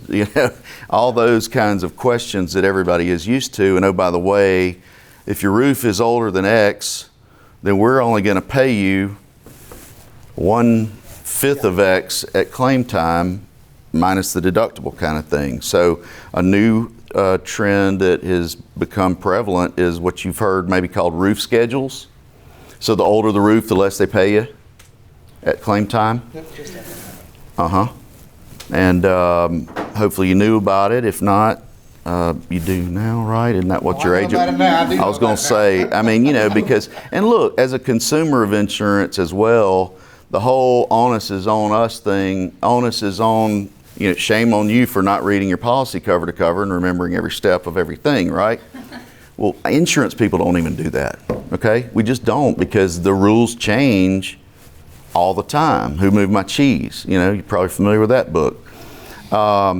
So currently it's 50s and newer. Okay, that's better than I thought. Yeah. So 80s. well, no, because and then so the closer you get to 50s and beyond, the more questions are going to be asked and proof of, said updates and that kind of thing. Because, think about it. Down here, the odds of having a 30-year-old roof are what? 0? Yeah. Just about, yeah. Okay. So they're wanting to know the age because it directly impacts the most likely claim situation. That's it. They're not going to give you credit for a newer roof, but they might ding you for an older roof. It's either going to be on the underwriting or the premium side, or it's going to be on the back end on the claim side. Okay? So just be aware. It's one of those situations where, like it or not, in a lot of ways, we've heard it, it's pay me now or pay me later, meaning whoever me is in the situation, right? Higher deductibles is another thing. So insurance carriers are going to be pushing more of the risk toward us as clients, as insureds, okay, as property owners and investors. That's going to do two things. Number one, it's going to minimize the frequency. So you're not going to be using it as a quote-unquote maintenance policy. And so the other thing that it's going to do is it's going to allow a greater pool of money to be distributed over an insurance marketplace. Okay, because $5,000 versus say $2,500 doesn't sound like a lot of money, but when you do it 50,000 times, it adds up. It's all about that profit margin. They're trying to keep it up there and keep these programs propped up and in place, make them viable, right? This, though, is probably going to be the biggest, this is probably going to have the biggest impact to all of us as it relates to cash flow, some of the investment decisions. We're already seeing deals blow up because of the cost of insurance. Everybody's facing sticker shock, so just be aware. You'll get it too, whether it's today, tomorrow, or next week. We had a client. We have it all the time, right? Well, I was told it would be this and it's that, and well, then ask us if you need to know what it's going to cost, because it changes. There are so many factors, and so, but replacement cost is the buzzword, okay? And you now have mortgage lenders wanting to see the RCE, the replacement cost estimator, which is a software program. There aren't as many as you would imagine, but mostly they're driven by third-party software and data mining companies that pull data points in the hundreds and drill down the approximate replacement cost of your property. And those are, materials, labor, all the components that go into rebuilding a property, all right? Doesn't tie it all necessarily into market value, into loan lendable value, or any of that. It's purely related to what it would cost to build this house back as it stands today, in today's market. So those are kind of and so let me say this. I mean, there is a lot of negative sentiment out there regarding insurance as it specifically relates to investors, but that's opened up to everybody nowadays. So we've got to be smart. We've got to look for ways that scratch the itch of risk reduction. And there are small ways, there are large ways. Newer construction is going to bring into the picture the newer codes and that kind of thing. I mean, think about it. Houses that are built on the coastal areas right now are so much. Both fortified. And so there are a lot of reasons to pursue that. But insurance is going to be difficult in the coming months and years as the market absorbs all these massive catastrophic losses. The good news, I'll say, is that we happen to be fortunate and blessed enough to be on the front end of some technologies and some investors and a marketplace that has been focused exclusively on this and has been prepared and also responding accordingly. So you're seeing some carriers bail out, some raise rates, who knows what. We've seen 40, 50, percent. I know in Alabama in particular, it's limited to a certain amount. I believe it's 25% may be the maximum true increase that they can do year over year. But we have plenty of capacity, even in states like Florida, well, coastal, anything, Texas, California, whatever. And so, the concern is more about how do we mitigate, as investors, how do we mitigate the cost? And it's going to be by thinking in a way of risk mitigation. Flood for another day, but as far as wind goes, wind is fully included in our programs. You're looking at anywhere from 5% to upwards of 20%, depending on what you're looking at and what you're willing to absorb. So lots of options are still available out there. It's certainly different than it was even 5 years ago. When we first started this business 8 years ago, 7 years ago,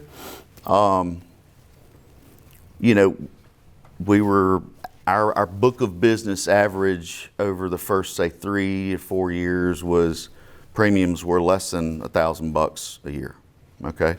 That was just across the board. And now, we have upwards of 2,000 clients. We're in 47 states at this point.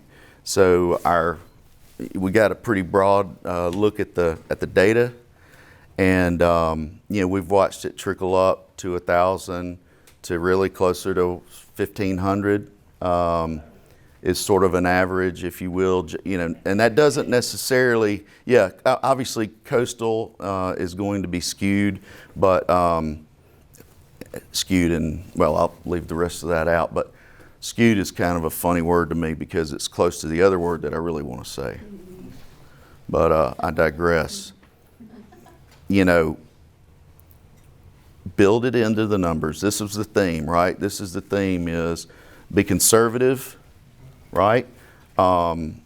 Use real numbers, because we can pencil whip anything. But at the end of the day, what's it going to do when it's in a performing state? What's it going to do? And the way to do that, and that's also, by the way, going to drive, it's going to drive rents up. What else can you do? You've got to buy insurance if you got debt on the property, and you're probably going to buy it if you don't, because you don't want to suffer the loss of the cash flow, the asset itself, the accumulation and appreciation aspect, the tax implication. So we just have to work together to be wiser about how we prepare these properties as it relates to the risk associated with it. There's no such thing as a risk-free investment. So we'll just work to be smarter. It helps when we can coordinate efforts. Like Jason said, we have a consulting business as well, and so we get into more complex, creative financing and things like that.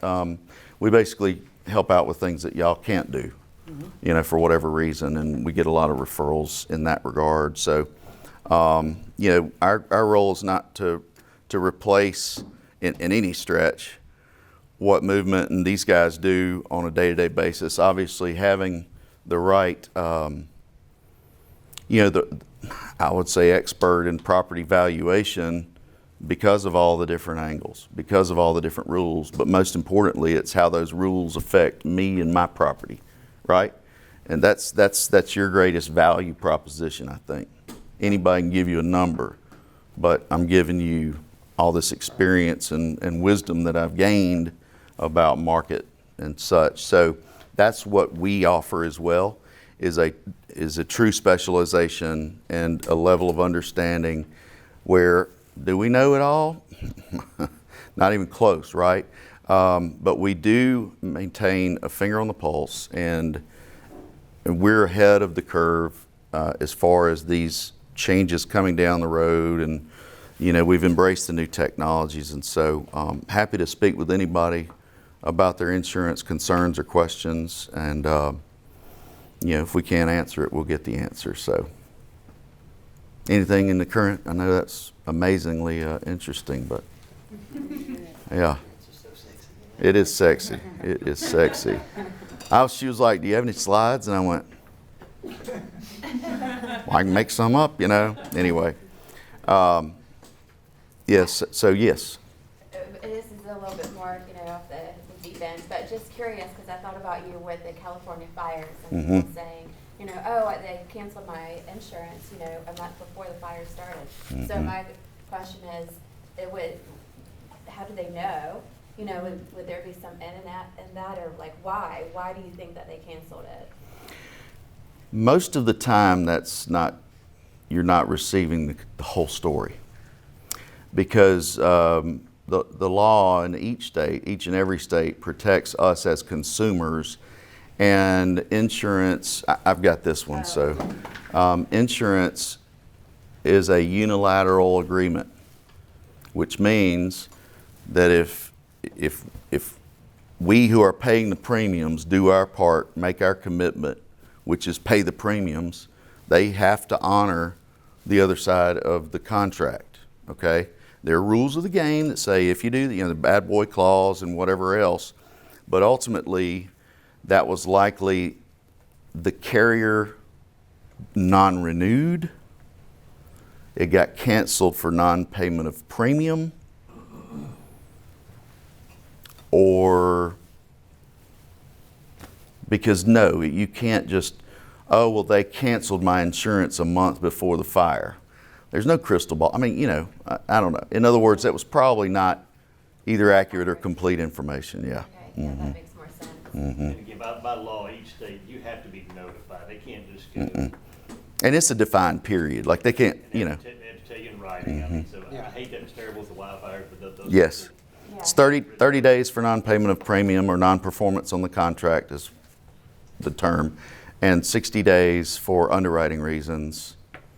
And so, yeah. So always make sure that you pay. Yeah, and that was a perfect worst storm in California, because so many people, like Corey said, were pulling out of there. You get non-renewed. I mean, your options, went from this to people didn't have options, and they lost their house burned down. It's terrible. Yeah, Nobody really wants to be in California right now with the insurance market. I mean, it's a lot of people are going to leave, and not going to be able to rebuild their homes. Yeah. It's going to bankrupt. It's going to be terrible. I mean, a lot of homes in the mountains of Rocky Mountain are uninsurable. They won't give you insurance. Yeah. There's a certain brand of cars they want insurance because car theft is so bad in Denver. We just had a massive fire a few years back in the Boulder area that sadly people found out they were underinsured. So just like you go to your dentist every year, you need to talk to your home insurance guy every year. Yeah, that replacement cost thing's going to get it. There's going to be fewer and fewer agreed values or choose your own value of insurance that you buy or purchase on said property. And you can't eliminate it on the front end because you get to choose your own adventure with our insurance program. You insure it for what you want to, but it's how it responds at the time of the claim, and the more strict that insurance companies are becoming or have become on, conforming with and lenders.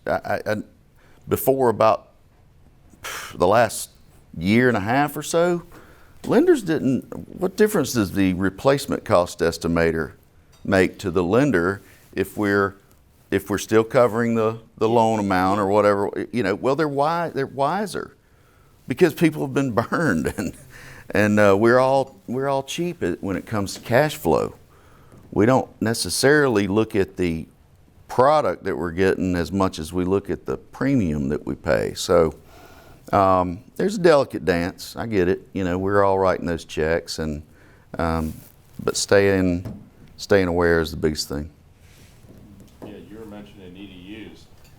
Make sure you communicate with your insurance company. You got an EDU because you don't have insurance. If you just said, I'm going to put an EDU in your property, and you just had the normal residential insurance. Correct. Well, that leads me to a couple questions. So first question, you have an investment property, you don't want to drop a ton of money, but you want a great insurance rate for the long haul. Mm-hmm. What roof do you choose to put on? New one. It just doesn't matter what it is. Isn't there a certain, Like a gold isn't standard. there like a certain? But she didn't ask about. The gold standard. She didn't ask about the value of it. She asked about from an insurance perspective, right? So it just matters age. It doesn't matter if it's architectural. There you go. It doesn't matter any of that. Mm-mm. It doesn't matter if it's crappy material, good material. And I'll tell you from a valuation Or workmanship for that point. standpoint, there's a little bit that it matters, but every house has to have a roof. It's a Mhm. maintenance issue. It's not a up my value issue.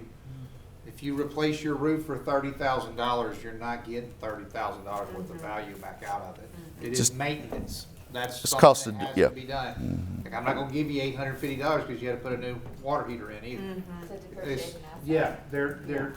Yeah, those It's components attractive, but have it's to not be- gonna yeah. affect the value. Yeah. But- And having that certification, that's good, but it lumps into the overall quality of the house, Mhm. which is already its own category. So, I mean, you're never gonna see that direct adjustment for it, but, like, again, it can be made up for a little bit here and there in the appraisal and the overall valuation of the house. So there's not something in the roofing industry like, Lauren, weren't we in a presentation?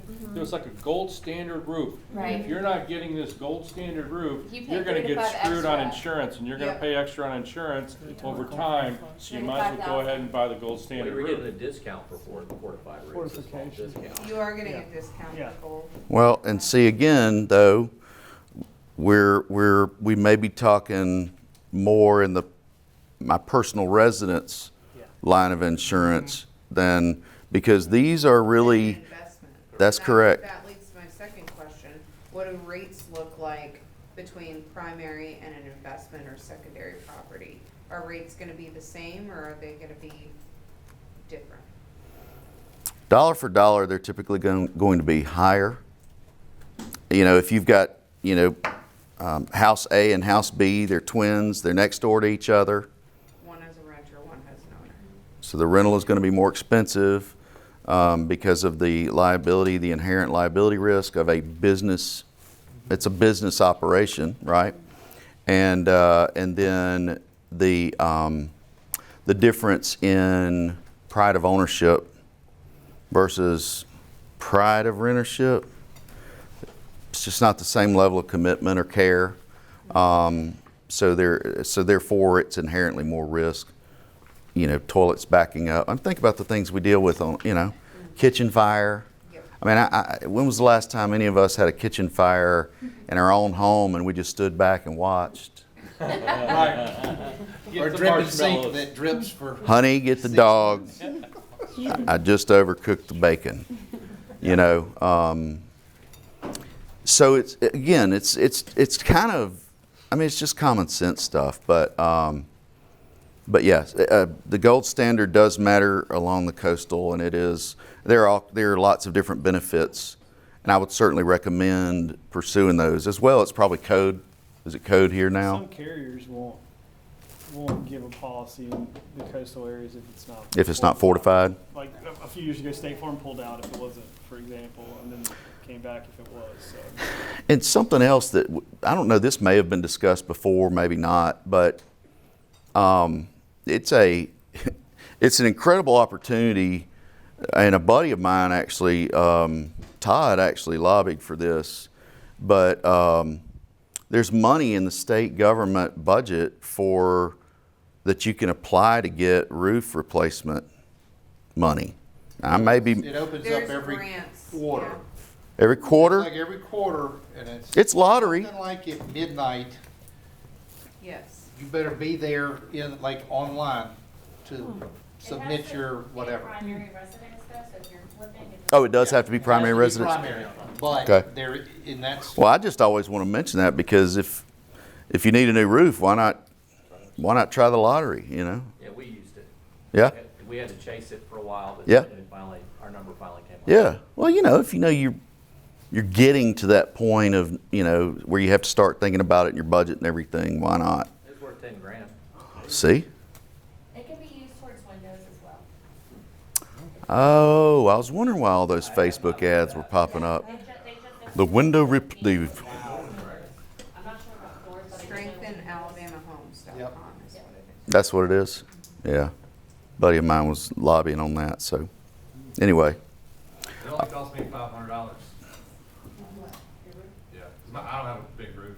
Oh, after the, yeah. So you just Mhm. have to pay for basically the inspection. And then to come out and take pictures and send it to the state. You're paying for a certification, I guess. That's it? And a recertification. Yeah, every 5 years. Every 5 years.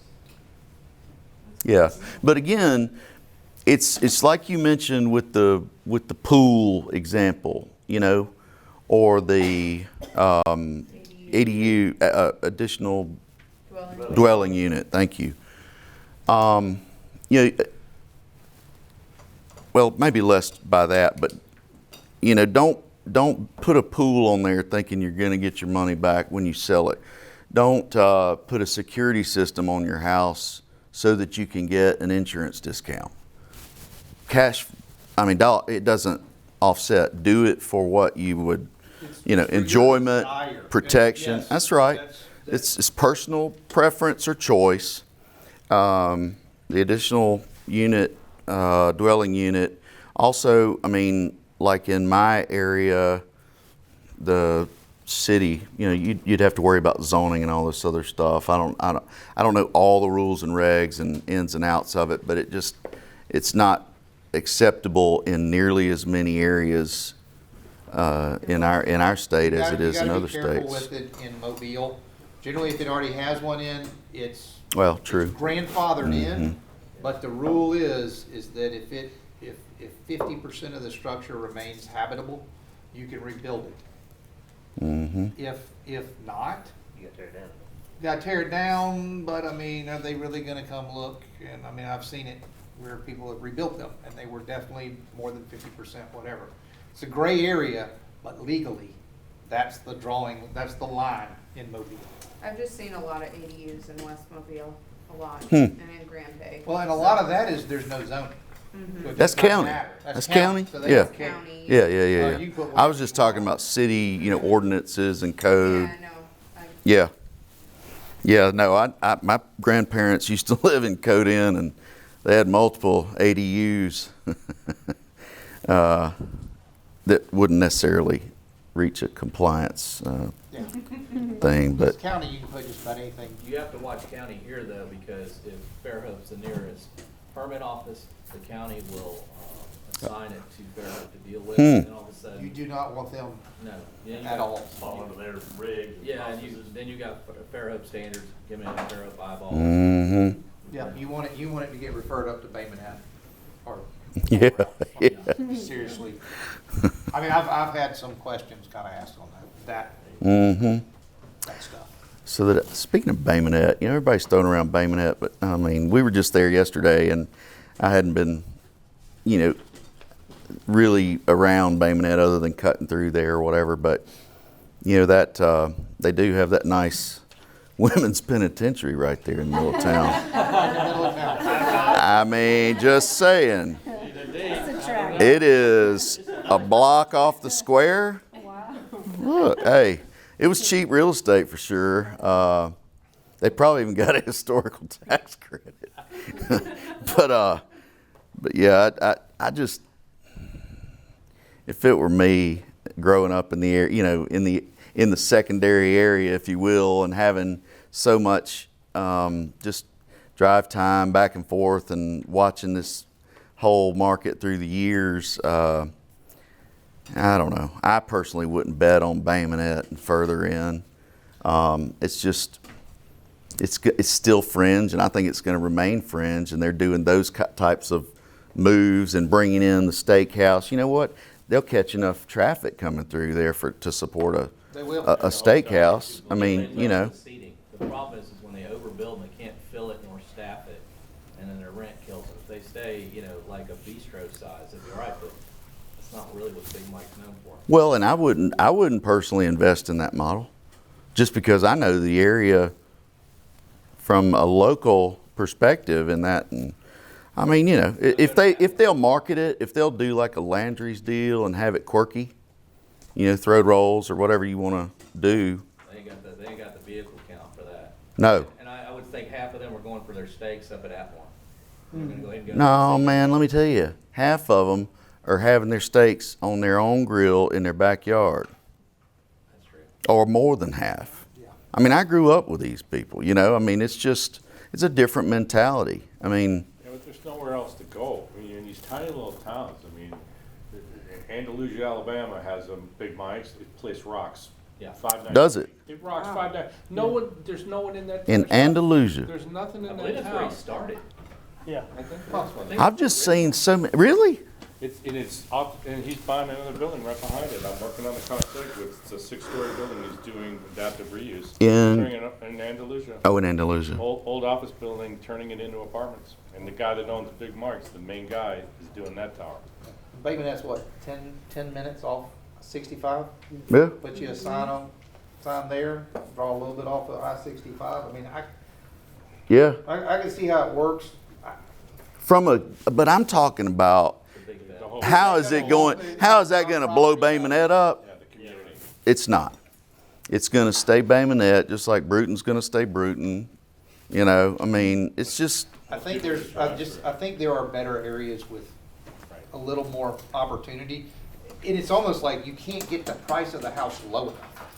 Like your initial buy, you're not going to find that house at the price that's low enough. There's enough respect for the houses and everything over there that, like I said, I looked this morning, under 150,000. It's respect, and it's also awareness. Yeah, there are 2 houses. You know? They're both priced at 139,000. Availability of information changed this. Yeah. And I don't necessarily think they'll work. You know, there's just not enough. There's not enough meat on it to make it work. Bay Minette's not gonna be a destination. No. You know, like, let's go to Big Mike's and Bay Minette. I mean, it's a destination. Not You're visiting the not unless you live in Flomaton. Yeah. Or if you got a relative in the penitentiary. Atmo. Go visit it. Right in the visit. Time to see your pen pal in person.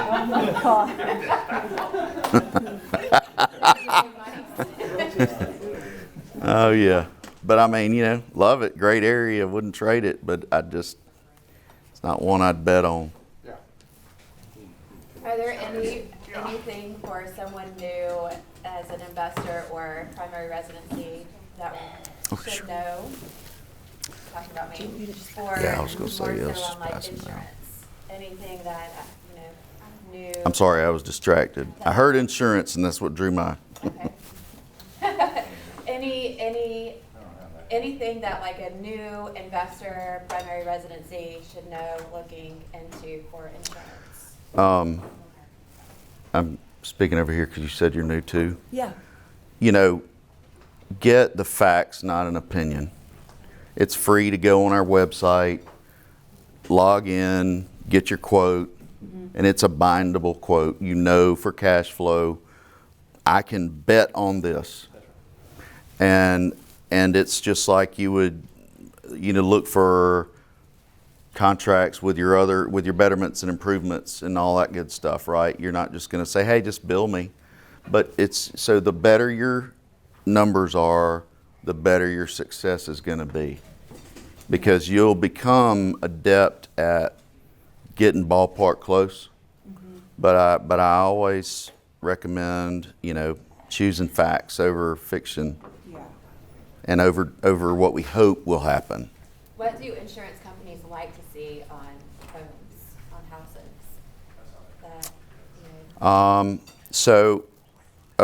Generally speaking, you want longevity. It's kind of no different from a return perspective as an investor, but you want longevity, because the fewer times you have turns and flips, then the less risk of your income leaving, right? But make preparatory, be proactive instead of reactive when it comes to home maintenance, because it's not deferred maintenance. We're dealing with it on a group of 7 houses that we bought. We got a deal. We got a deal on those, and anyway, it may still end up being a great deal, but the point is that shame on us. We didn't do our homework. We went the cheap route, and so longevity, higher rents equal better tenants, equal better insurance risks overall. And then, like I said, newer is better. So, especially when you're looking at it from a flip perspective, or a burf, any of it really, you make your money on the front end. And so that's why I say get the facts, be realistic, get you a mentor if you don't have one. I know at least one good one in here. All right. That works well. Mara's really good. I'd recommend. And what were the other things? So new. Other than, that's it. Just be responsible. It's all common sense, but every dadgum one of us falls prey to the I'll do it, I'll get around to it mentality, and then we end up with a hole in the roof, or now it's a hole in the roof and we got to do drywall and this, that, and the other. When you see a leak, fix it, but do regular inspections as well. They won't tell, yeah. Do regular. Tenants won't tell you there's a No, because they're okay with it. or you're going to interfere with their business operation. I was going to say, yeah. I will say something else. On an appraisal, when I'm doing it and I've got an as-is and an as-repaired, I'm not necessarily going in there looking at that as-is condition. I'm going in there looking at the as-repaired. So even if I see something, that's not what the final product's going to be, and that's not what I'm appraising. I'm already assuming that we've got these damages and things here, and you're prepared to fix them. I'm not going in there to notify you. Well, and case in point, those 7 houses I was talking about, we could have gotten those things inspected, professionally inspected, and it would have cost what, $300 or $400 a house, and it would have revealed a lot of the things that we, there's nothing wrong with any of these, we can't. So be honest, get facts, be realistic, and be conservative. New is better. Other than that, be prepared for an uptick in expense as it relates to insurance over the foreseeable future. You said you're in 49 states, so with the bigger ones like leaving like California and Florida, like how are you staying in there? Does it help that you're smaller, or what's? Well, so we're not smaller necessarily, but this is all that we do. So actually, if you look at it from a total volume standpoint, we're significantly smaller than State Farms, but their investor product leaves much to be desired. It is a slightly converted homeowner's policy.